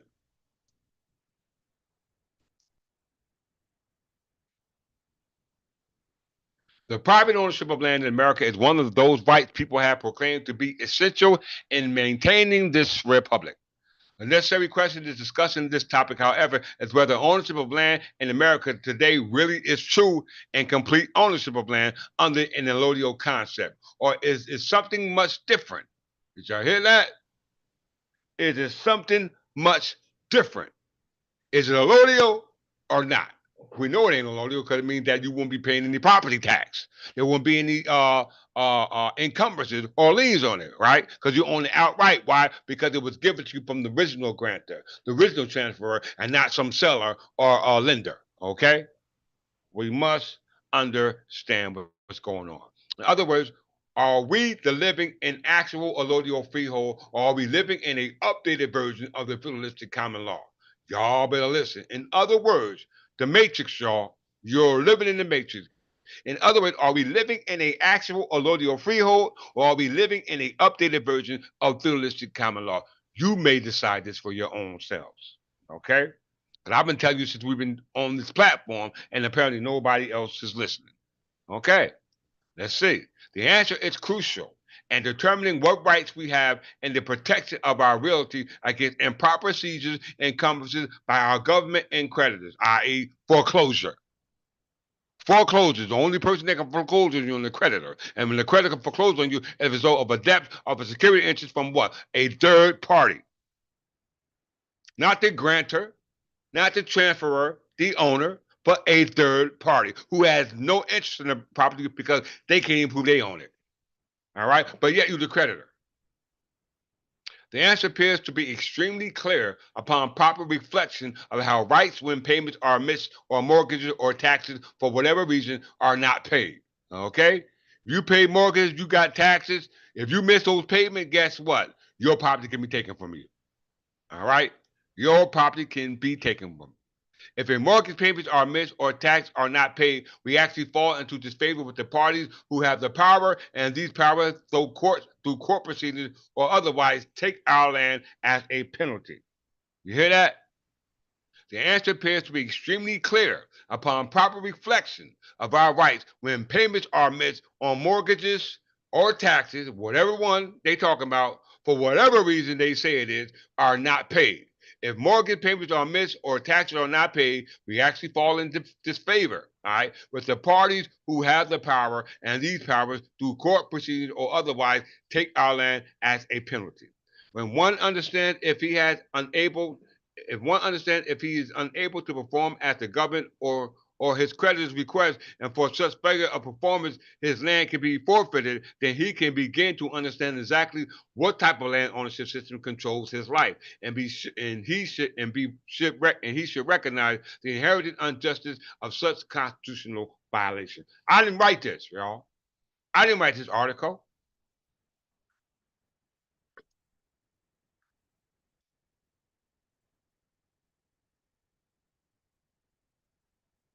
Let's look at it. The American-based system on what you call an interest in possession of some so-called property, not ownership of property, but a interest in possession of property. This is what you all have. The American-based system of land ownership today consists of what? Three key requirements. These three are the warranty deed or some other type of deed, whatever deed it is. These deeds convey title, not ownership, but possession. Okay? Once again, they do not convey ownership of land, but possession. They're going to they said it right. It purports to convey ownership of land. Title abstracts to chronologically follow the development of these different types of deeds to a piece of property, and then the title assurance to protect the ownership of the land. Y'all better listen to this. It says the three ingredients All right. The three main ingredients are the three key requirements. These three are the warranty deed or whatever other deed purporting to convey some type of ownership of the land through a title abstract to chronologically follow the development of these different types of deeds to that piece of property filed where? On the county court. That's how you do a title abstract or a chancery abstract on the county court or the court's record to show the chain of title of the actual possessors of that piece of property. Not owner.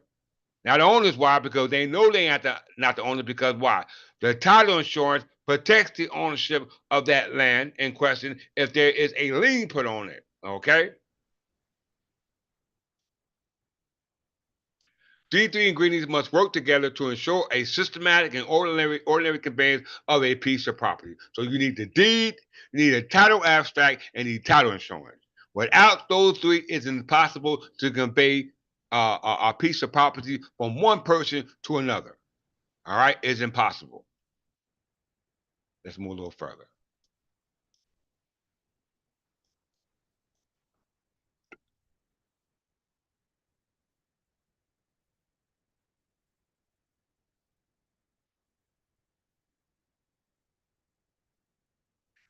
These deeds include the ones as follows: warranty deed, quitclaim deed, sheriff deeds, trustee deeds, judicial deeds, tax deeds, wig, or that's the twig and turf ceremony, to what we call lottery of season, which only comes in two forms: conveyance, law and deed. We already read about deed now, so the next one we're gonna look at law, okay? Because William Penn made his conveyance based upon a deed through the twig or wig ceremonial, which is now proof of ownership because it's what they said, it's color of title. It's going to be color of title. It's going to be defective. All right. These deeds include the ones as follow: warranty deed, quitclaim deed, sheriff deed, trustee deed, judicial deed, tax deed, wigs, or any other instrument that purportedly conveys the title. All of these documents state that it conveys the ownership to the land when it actually does not. It purports to convey the ownership of land when it actually does not. How we know? Each of these deeds, however, is actually a color of title. You hear that? Color of title. How many know about that word? Color of title. Let's look it up. First of all, look up the word clear title, then look up the word color of title. Because clear title means no encumbrances, no lien, and color title means encumbrances and liens. Okay? Very, very, very, very, very important.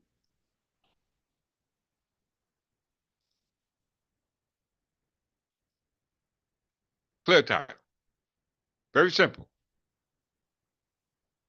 Clear title is a phrase used to state that the owner of real property, you hear that? The owner of real property owns it free and clear of encumbrances. In a more limited sense, it is used to state that although the owner does not own clear title, it is nevertheless within the power of the owner to convey a clear title, meaning that based upon the abstract title search, that it seems to not having a lien on it. They know it can't trace it to the original owner. They're just saying based upon any other third party lien on it. Okay, that's what they mean by a clear title. Okay, free from any encumbrances, not from the encumbrance of the actual owner, but any encumbrance of a third party having an interest in that property, such as a lender or what they call a seller. Okay, we must understand in the terms that are coming out of our mouth. We must understand the terms that are coming out of our mouth. And the more limited sense, it is used to state that although the owner doesn't have a clear title is nevertheless within the power of the owner to convey clear title. For example, a property may be encumbered by a mortgage. This encompasses means that no one has a clear title to the property. However, standard terms in mortgage requires the mortgage holder to release the mortgage if a certain amount of money is paid. Therefore, a buyer with enough money to satisfy both the mortgage and the current owner can get a clear title, meaning that based upon the abstract that's filed on the county record, it means that all those who had an interest in it are now are removed from the removed from an interest in the property until somebody else files a lien on it in regards to proving actual ownership, not right of possession, but right of ownership. That's what we're doing. They'll be in there all day long trying to prove right of possession because that's all y'all have. It's a right of possession, but not right of ownership. Okay? Very, very important. So a clear title means one free of encumbrances, but we have to lose that word loosely when you're talking about a clear title or a good title. Because a clear title or a good title is not an absolute title. Okay? Once again, a clear title or a good title is not an absolute title. Okay? We must understand that. Now we've seen clear title. We know a clear title is one that has what? Encumbrances. So what is an encumbrance? Let's look at that word real quick.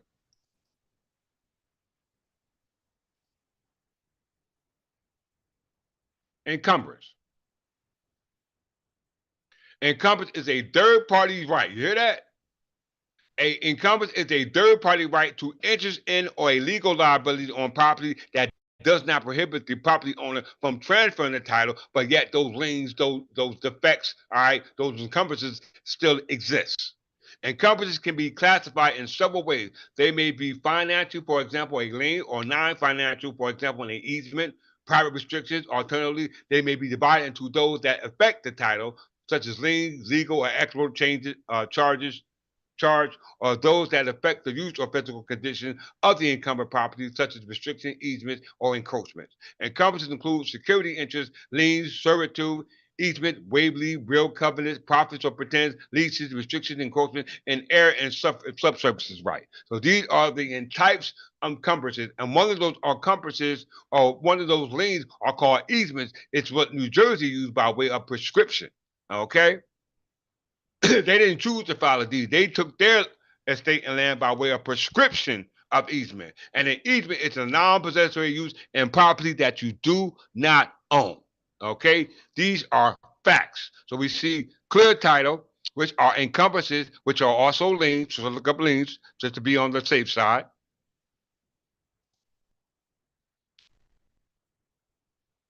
What is a lien?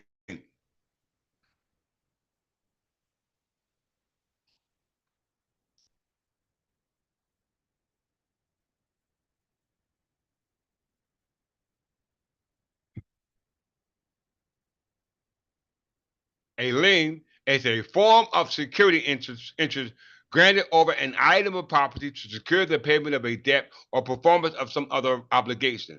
The owner of the property who grants the lien is referred to as the lienee, and the person who has the benefit of the lien is referred to the liener or lien holder.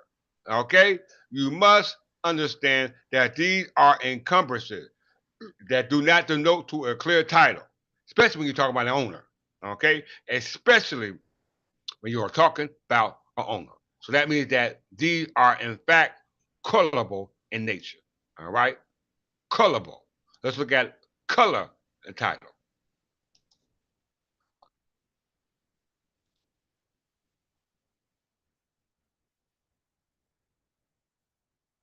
Still fall under color law.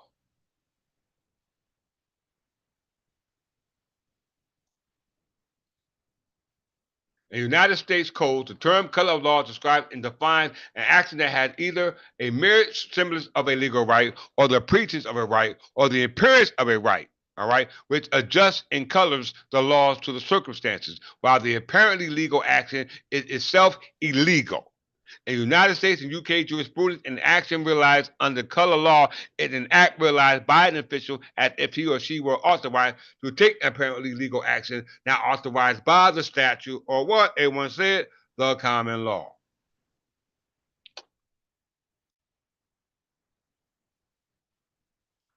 The term color of law first was used in English statutory law in the 13th century, originating from the fact that the soldiers and the officials of the crown carried a flag and coat of arms of the sovereigns to indicate that they were acting under the legitimate authority of the sovereign. Did y'all hear that? Did y'all hear that? It said it had a flag and a coat of arms of the sovereign to indicate that there was, in fact, a legitimate authority as authorized and granted by the sovereign. As a descriptor of the official malfeasance in the article, the meaning of under color of law. That means malfeasance of office. Y'all better listen to me.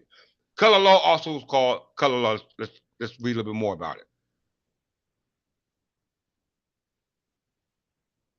All right. So you see, color law, a person can be deprived of their rights under what? Color law. Okay? A person can be deprived of their rights under what? Color law. Still under the topic, color law. Okay? So as a result of the use of color of law, you're being deprived of your substantive common law right to not be taxed in lieu of your personal property or you being property because you belong to the crown. You are crown property and they cannot tax you. Okay? So that means that if they're acting in the mouthpiece of office, that is called color of office. Y'all hear that? That is called color of office. What is color of office? Refers to an act usually committed by a public official under the appearance or of authority, but exceeds such authority.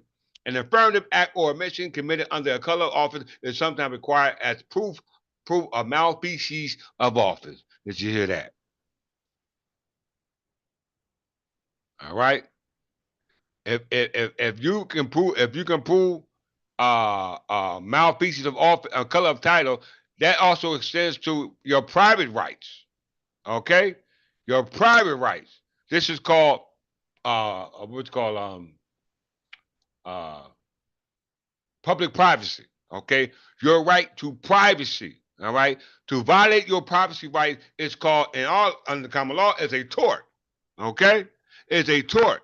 We prove that New Jersey by statute under Title 39 tells you that the instrument that they use to identify you does not denote to a subject of the Crown of England. It does not even denote to a foreign national. It denotes to some person that resides in the state of New Jersey or in any state that requires that instrument to identify you. And it says that that instrument is not proof of one's identity. So that means that if you do see that name on that instrument, if you do see that picture on that instrument, that means that that is a misappropriation of your name and likeness, is a violation of law because now they present you in what they call a false light. Okay? A false light. Okay? A false light. Okay? So that is all done as a result of what? Color of title. It's all done because of color of titles. Look at it. Color of title is in property law. We don't care if we're talking about personal property, real estate, air rights, surface rights. We don't care what type of rights you're talking about. It all denotes to property governed under property law. So if you're being subject to a law that's not protected by property law, that means that law is color law. Okay, under color of title, because the law of the land should not be a law that's color of title to the land. All right, such as those deeds that we just mentioned, based upon how America practiced their system of land ownership, which is based upon feudalism, which is not ownership of land, but how they acquire it, which was through what we call prescription of sovereignty. We must be able to understand the terminology. So, color of title in property law refers to the claim title that appears valid but may be legally defective. Okay? This is called a cloud on a title. When a title is legally defective, it's called a title, color of title, which means that there must be able to quiet the title from all its defectiveness. Okay? And the only person who can do that is the owner, not the seller, not the lender, okay? Not anybody else who has a possession of property that they can't prove they own it. Why? Because if you own it, you must have a letter patent. You must have a land patent. Not a land grant, but a letter patent. Not any other type of instrument, but a land patent. Okay?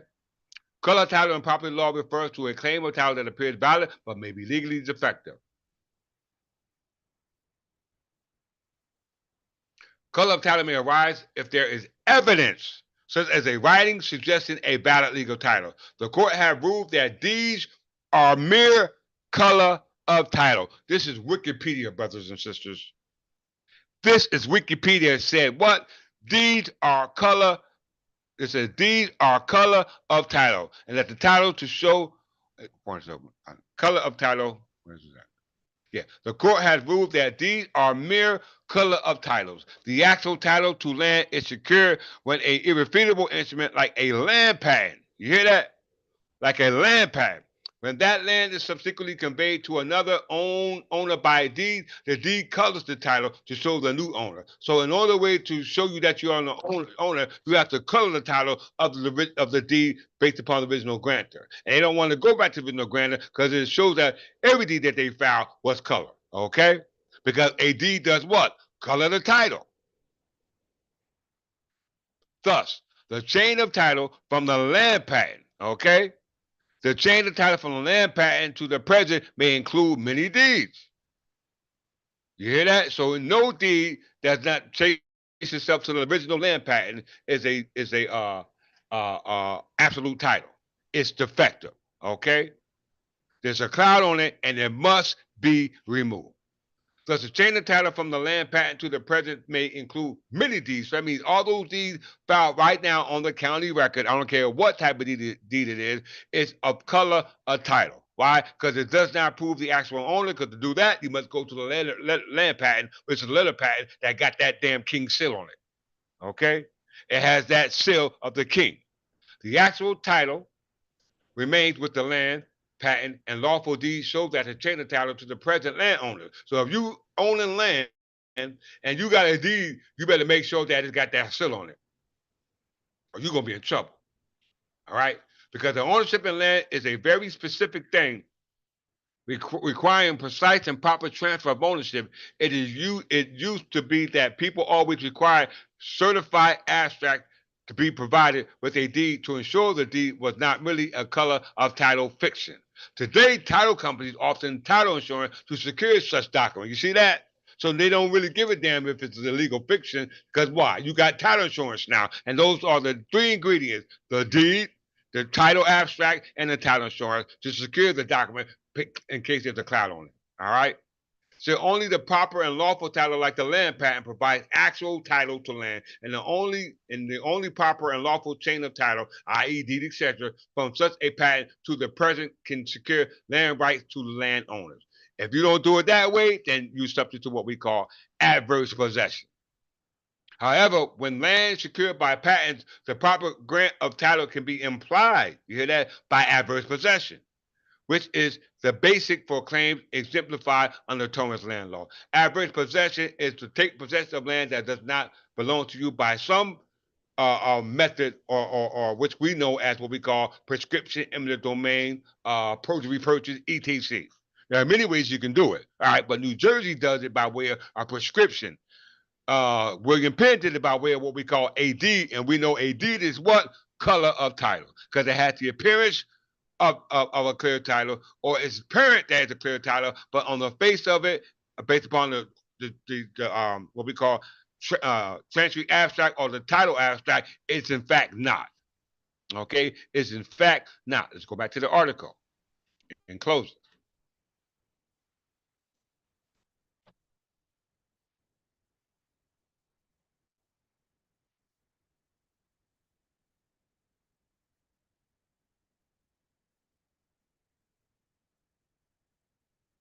These deeds include one of the following: warranty deed, quitclaim deed, sheriff deed, trustee deed, judicial deed, tax deed, wig, or any other instrument that purports to convey a title.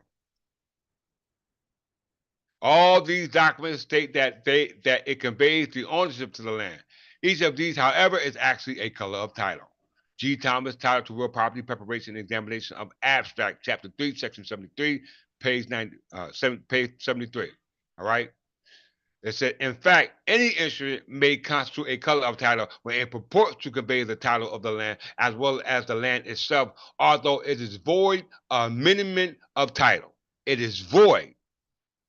The Supreme Court, a majority, has stated that when we say a person has the color of title, whatever may be the meaning of the phrase, we express the idea at least that some act had been previously done by which some title, good or bad, to the parcel of land of definite extent has been conveyed to him. Okay? It has been conveyed to him. In other words, a color of title is an appearance of a parent title, i.e., an image of the true title. Hence, the phrase color of title, which when coupled with possession purports to convey ownership of land to the purchaser. Okay? To the purchaser. This, however, does not say that the color of title is an actual and true title itself. nor does it say that the color of title itself is actually conveyed ownership. In fact, the claimant or holder of a color of title is not even required to trace the title through the chain down to his instrument. Rather, it may be said that a color of title is prima facie evidence of ownership of a right to possession of land until such a time till such a time as that perspective ownership is approved by a better title or the actual title itself. If such cannot be proven to the contrary, then ownership of the land is assumed to have passed to the occupier of the land. To further strengthen a color title holder position, courts have held that good faith of the holder to a color title is presumed in the absence of evidence to be the contrary. Okay? So you must understand that any deed, whatever type of deed it is, filed at the county clerk is not a good title because why? It's defective. Why is it defective? Because you got title insurance. That's what title insurance should do. They defect titles, defective titles, which means that if the title is defective, means it does not go back to the original owner of it, known as the clear chain of title. All right? Once again, known as the clear chain of title. Let's see where I'm at. Close out.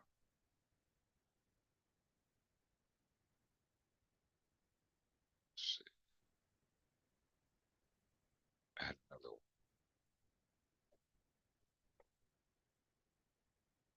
There we go. So we know these if it's not a clear title, and that means it's color of title. And if it's color of title, that means there are encumbrances, there are liens, and those liens or encumbrances, it results from what we call an easement. An easement. How many know what an easement is? All right. How many of you know what an easement is? Let's look at it. In closing.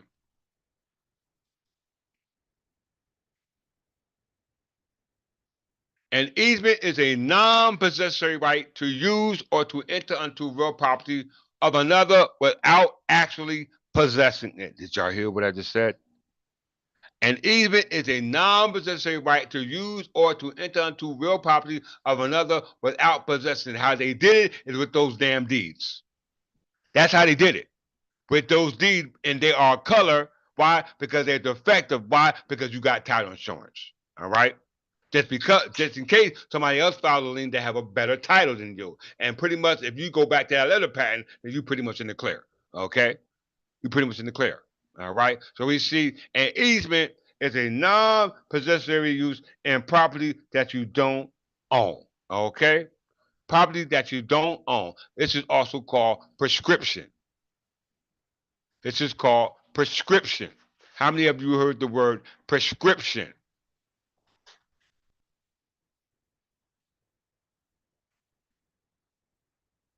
In closing. By prescription. By prescription is a form of adverse possession. Easement by prescription, also called prescriptive easement, are implied easements granted after the dominant estate has used the property in a hostile, contiguous, and open manner for a statutorily prescribed number of years. Meaning that this is called outright conquest, eminent domain, prescription of sovereignty through prescription of easement, meaning using some that you do not belong to you without it being contested by some individual that claims to own it. Okay? So by prescription of easement or prescription easement is a sort of adverse possession. What is adverse possession? Let's go there and look at that real quick before we close out.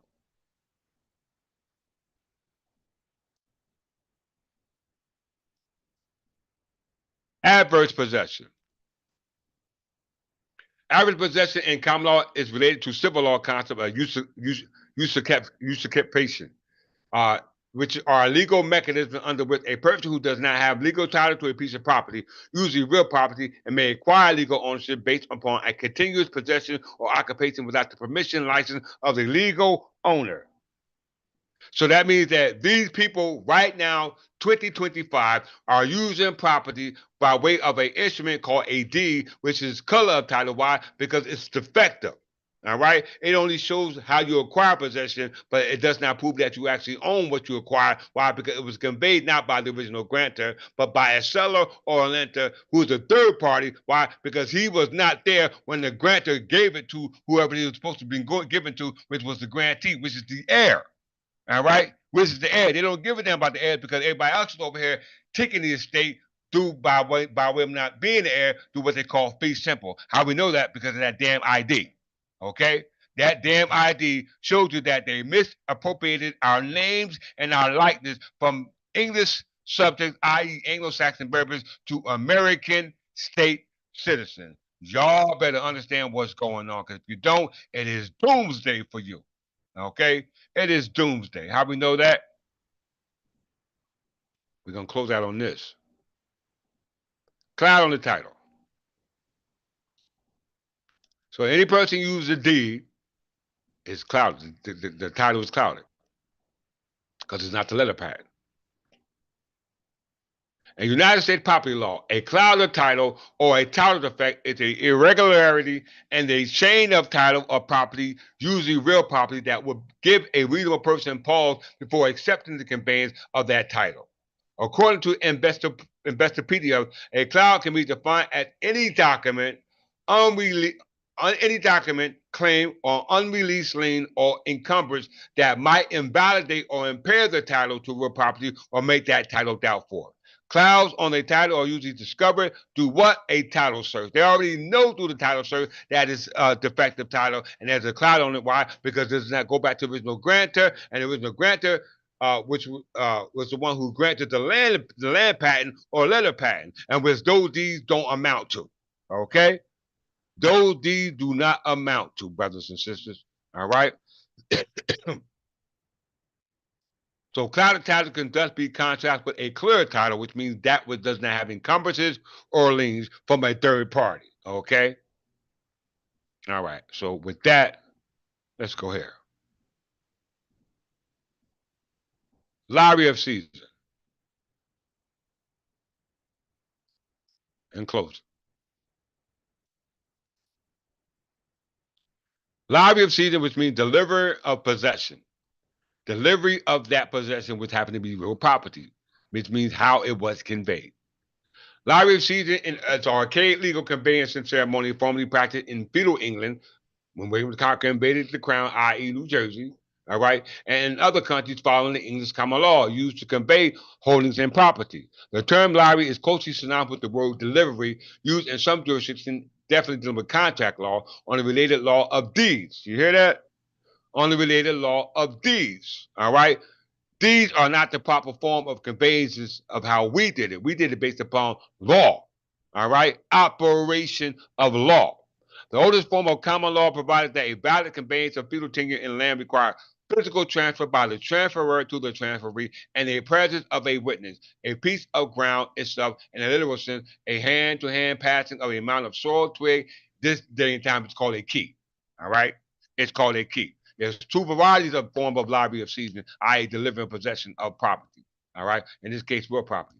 One was by lottery of deed, whereby a party meets together on a land and a transfer symbolically delivers the possession of a land by handing over a twig, a clump of earth, or a key. This happened to be the mortgager. Okay. This happened to be the broker. All right. This happened to be the what we call a escrow agent, okay, who set up a escrow account and put everything in that account called a trust. All right.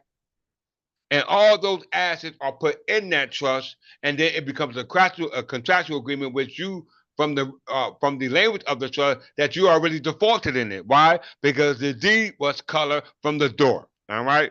Contrast to what? How we going to do it, which is what? By lottery of law.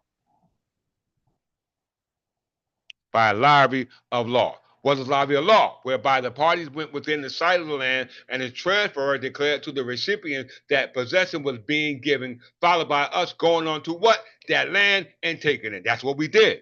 It was transferred by a lottery of law because the law says that the land is allodial. And when the land is allodial, the land belongs to the king. And when the king gives out a state, i.e., fee simple, it's only to the intel heirs, whereas these people over here are not heirs. Why? Because they are not Anglo-Saxon privilege. Y'all better listen to me right now, because if you don't listen to me now, you won't be able to listen to me later, because I ain't trying to hear it. I'm not trying to hear it. All right?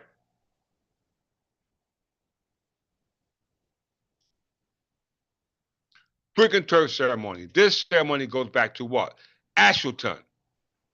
Ashleton was the son of Edward the Elder, the son of what? Alfred the Great. Okay? Alfred the Great. Under the feudal system, all land belonged to the monarch and was therefore either held by him directly under his royal domain, or on behalf, or directly or indirectly. Those who held land directly on king on his behalf were known as tenants in chief. When a tenant in chief died without heirs and land exceeded, it fell into what? The king's hand. This is called inquisition post-mortem. If there was an heir who did not come to aid, it would fall into the king under inquisition post-mortem until you came of age.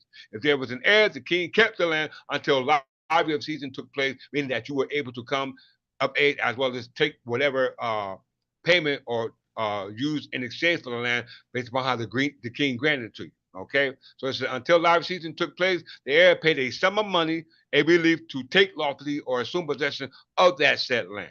Okay, we must understand what's going on. This was the ancient practice, all right, that our ancestors did, and William Penn tried to use it. Okay, William Penn tried to use it, right here. Landing place of William Penn. All right, he was a proprietor, brothers and sisters. All right, he used the same process to make a deed on the territory known as Delaware and Pennsylvania. All right, but yet the crown revoked him on March 12, 1664. That's New Jersey Revised Statute 46:3-1. Those land patents were dissolved. Let's go there and validate it.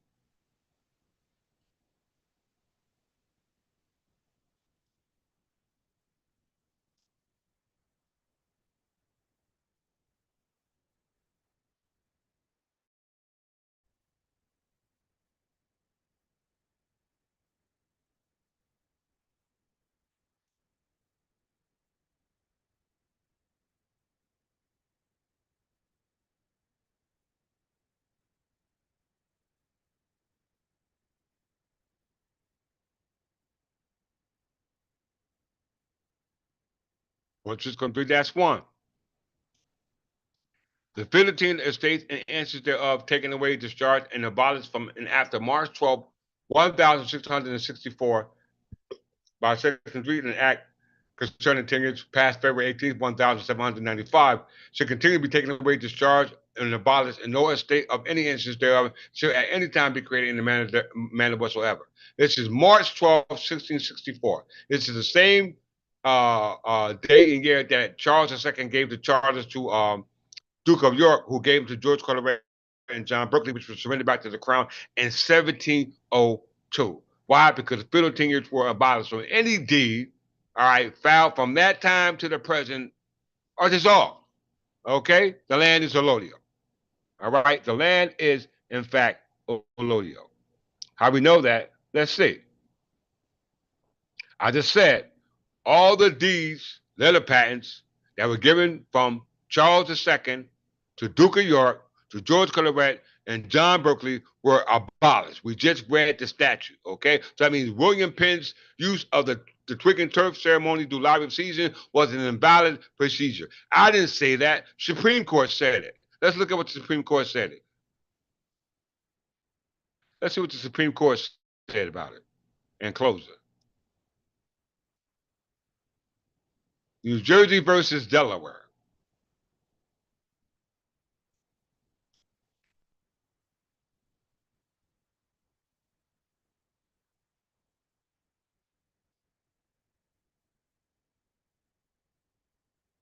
On August 24, 1682, the Duke of York delivered to William Penn a deed of feasment. Now, we already know the signs on the deed that they're all color of deed because it's defective, because it leaves a chain in the title from the original letter patent. We know the letter patent given to William Penn from the Duke of York from Charles II was recalled in 1702. They don't have no authority whatsoever in any inches of land. All right. So it says that all that the town of Newcastle, otherwise called Delaware, and all the tracts of land lying within the compass of the circle of the 12 miles, about the same situate lying and being upon the river Delaware in America, and all the islands of the same river of the Delaware and the said river and parts of it, and the south, and thereof lying north of the southernmost part of the said county of the 12 mile about that said town. On October 28, 1682, there was a formal lottery of season of land and waters within the 12-mile circle. John Mould, Ephraim Herman, attorneys appointed in the deed of feedment, gave possession and season. We know season means possession. Lottery means delivery. By delivery of the fort of the said town and leaving to said William Penn and quiet and peaceful possessions. That means that quiet and peaceful possession means that there are no encumbrances. Okay, there are no liens. Okay, all right. And by the delivery of the 12th and twig and water of south of the river of Delaware, we did deliver unto him 1/12 with a twig upon it, a porringer with a river water on the south, and part of what is specified in the said indentures or deeds. If I'm pronouncing that wrong or if I'm saying it wrong, I didn't write that. So it's actually that way in the case law. By force of these acts, there was conveyed to the fee any title to the riverbed within the circle, and that belonged to the fee-fer.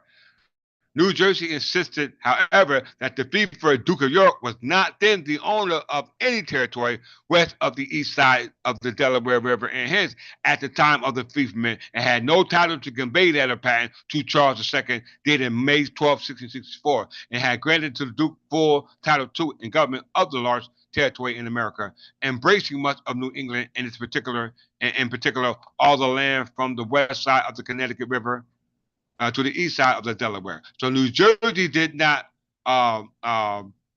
agree that the conveyance of the land based upon the lottery of season that was conveyed to William Penn was valid. Why? Because it belonged to the crown. All right? It belonged to the crown. Let's see it. True, the Duke had gone into possession of the land westward of the grant, including land within the circle, and through his delegates and deputies was exercising power of the government. His act in his behalf was the outcome of conflict with the Dutch. Okay? The Dutch. What is now the state of Delaware has been subject to the government of the Dutch until 1664, when with the victory of the English arms, it became an English colony. From that time until August 24, 1682, the date of the deed of feefment, Delaware was governed with the exception of a brief period from July 1763 to February 9, 1764. As a dependency of the government and colony of New York through governors commissioned by Duke of York and Albany, upon the delivery of the deed to Penn, the Duke was the de facto overlord of the land within the circle, though title at that time was still, everyone said, vested in the crown. Vested in the crown. I didn't write that. That's what they said. The Supreme Court said in a matter concerning New Jersey and Delaware. We know Delaware was a part of Pennsylvania. Okay? You must understand what's going on. And we come to our last case law, United States versus Lee. Okay? United States versus Lee.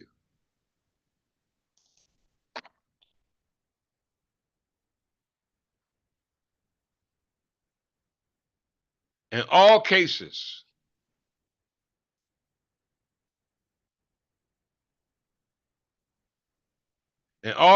where the title to property came into controversy between the crown and a subject, whether held in right of the person who was the king or a representative of the nation, the petition right presented a judicial remedy. A remedy which this court, on full examination in the case which required it, held it to be practical and efficient. There has been therefore no necessity, all right, pursuing the offices of a servant of the king who held possession of such property when the issue could be made with the king himself as a defendant. Okay?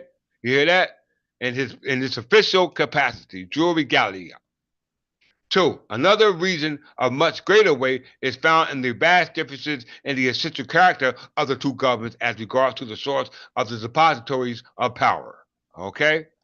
Notwithstanding the progress which has been made since the days of the Stuarts in stripping the crown of its powers and prerogatives, it remains true today that the monarch is looked upon with too much reverence to be subject to any demands of law as the ordinary persons are.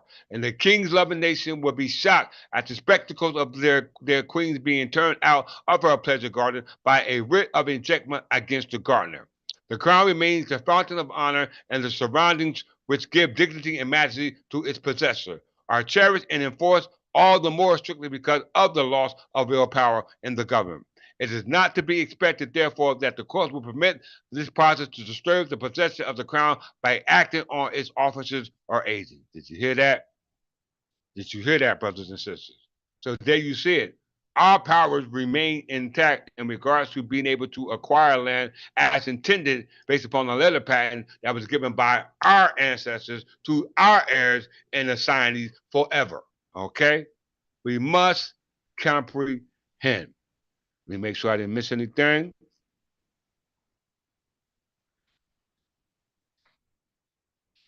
Okay, so in closing, we must understand, brothers and sisters, you must understand right now as I speak to you. I'm going to read this verse one more time. Okay? One more time. Deeds, and that means any type of deed. A warranty deed, a quick claim deed, sheriff deed, trustee deed, judicial deed, or tax deed. To convey or purport to convey a title is simply a defective title. All right? It's simply a defective title. All right? Because there is a cloud of the title, because those deeds, those trace back to the original letter patent, which is a land patent that has the king seal on it. All right? That has the king seal on it. All right? And we know when you say land letter patent or land patent is nothing more than what we call a proclamation. Okay? A proclamation. And the king has made his proclamation. Let me show that before I close out.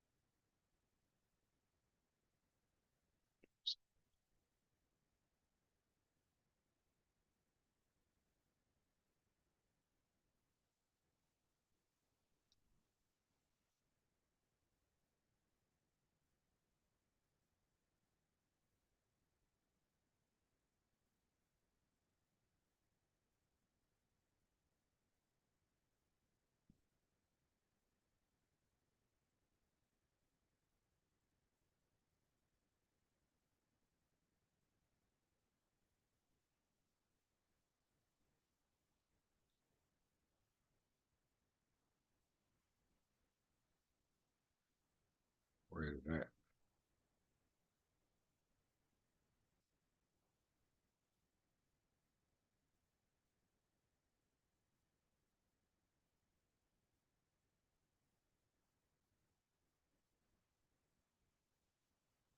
There we go.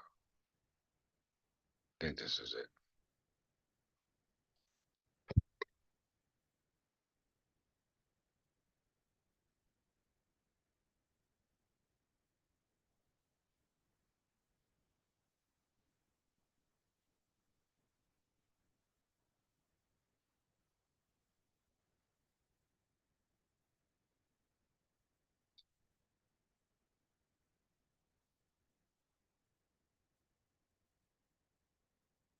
It's loading, everyone.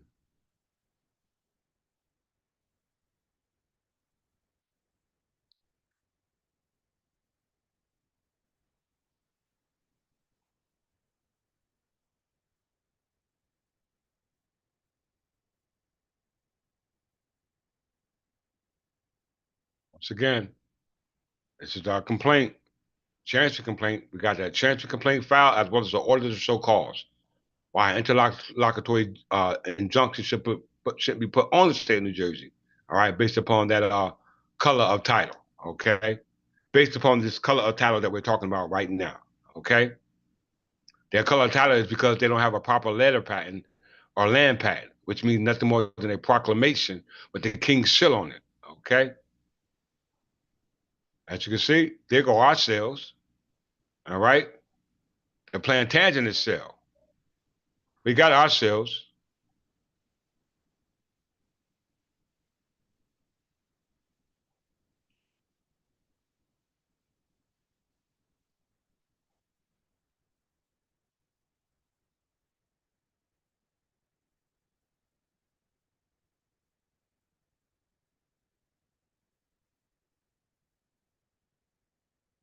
Once again, there's another sale on the actual brief right there.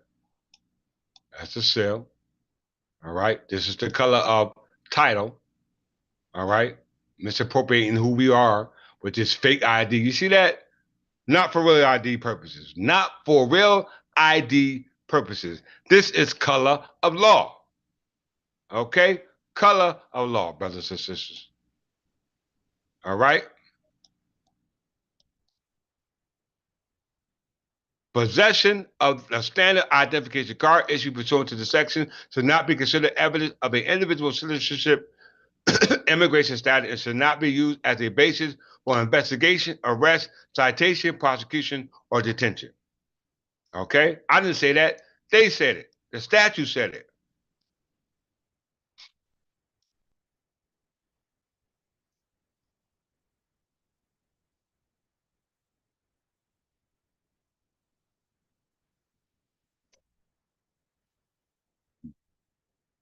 In our proclamation.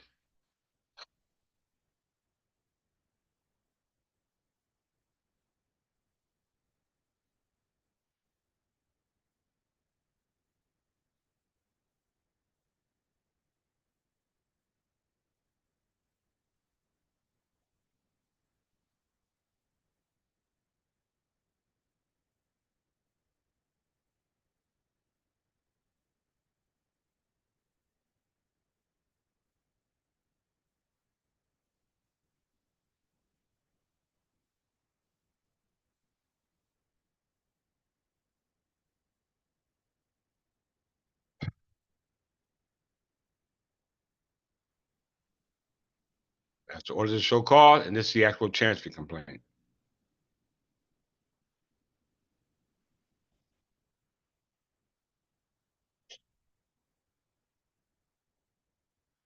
Right?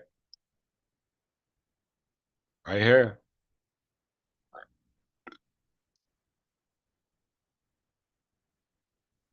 Sales, sale, sale, sale.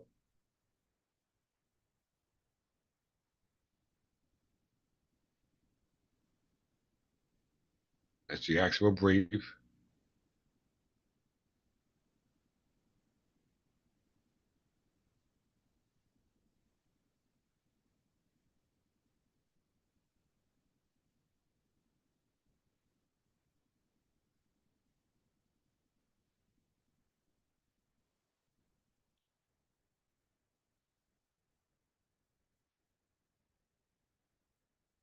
And business card. All right. They know who I am. Right there. They know who I am.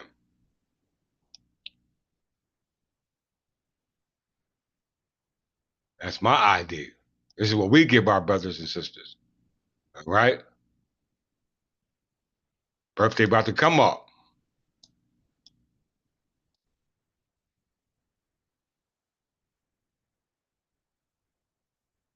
And our proclamation.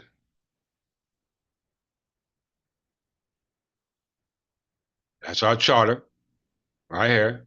Our charter.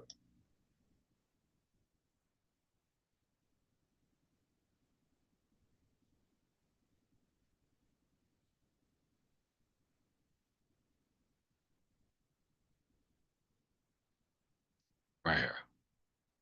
Proclamation. By the King, a royal proclamation declared the George Kingdom of England from 927 to 1707 and now to the present is in a state of emergency. Hear ye, hear ye. King Clifford Jefferson Godfrey ascended and descended from the house of Plantagenet, heirs of John, son of Henry II, son of Godfrey, the fifth Count of Anjou, son of Folk, going all the way back to the time immemorial, which is 1189. To all local governments, such as villages, boroughs, townships, municipalities, counties, including but not limited to, their agencies, departments, offices, including but not limited to, their offices, agencies, and assignees, the English Church of England, now known as the Third Typical English Church of England, through its members and officers, have lawfully conveyed in quorum January 14, 2020, derived their authority from the Great Charter of the Magna Carta, pursuant to 61-28, as well as the Virginia Charter, which are charters from sea to sea, which are nothing more than these, already dissolved, being Section 12 of the Act entitled an Act to Incorporate Trustees of Religious Society, approved April 9th, 1876, saved from repeal. This is 61-28, right, state of charge of Great Britain, saved from repeal. Okay?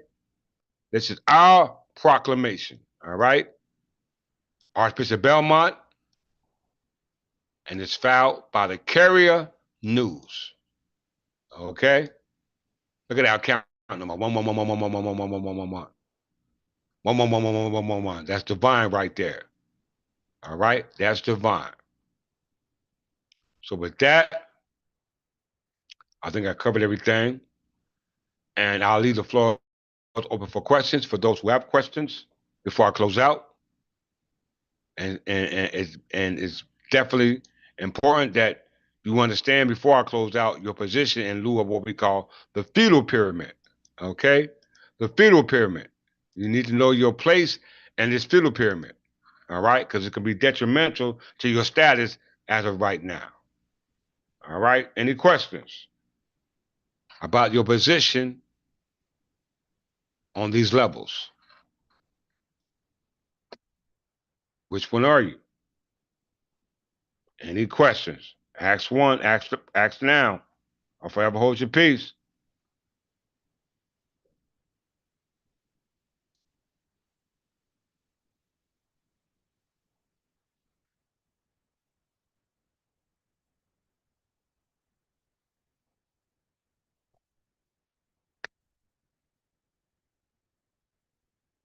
While I wait for those questions, in lieu of the chancery complaint that were filed, the due date for the response to the quiet title is I'm gonna give them 35 days. That will be 2 weeks from now. If it's 30 days, that will be next week. Okay, but if I'm gonna be nice and give them 2 weeks. All right.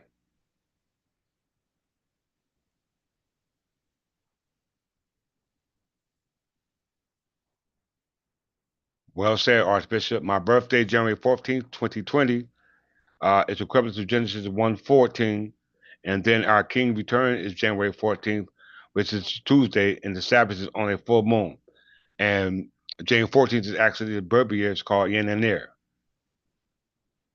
That's good, Brother McGowan from House McGowan. We are on the same level then, right here, top floor. We're moving on up. Telling you, brothers and sisters.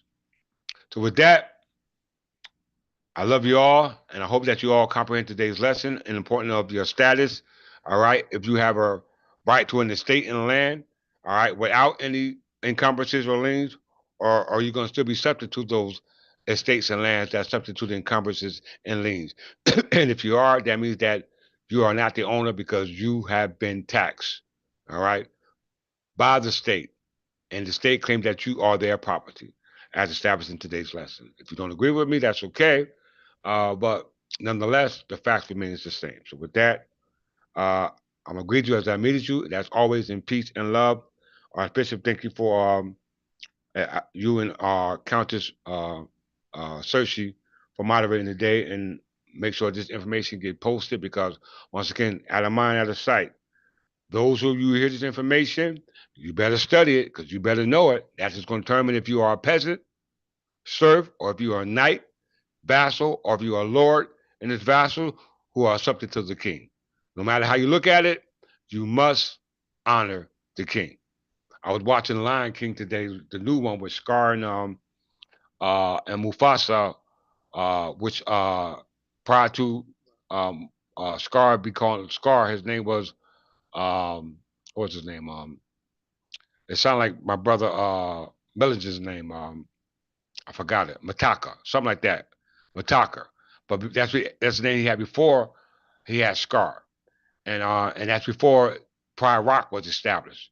But if you watch this movie, when Mufasa was trying to rally as a result of some other king who happened to be a lion at this time, was trying to take over Pride Rock. And Scar and Mufasa band together, even though what Scar's undermining, uh, Scar took the side of the one who was invading as a result of he Mufasa and Scar actually meeting each other by way of Mufasa going on some travel. He meets Scar and then he takes Scar as a lost lone brother, and as a result of that, they band together as a result of um, him, Mufasa's and Scar's relationship.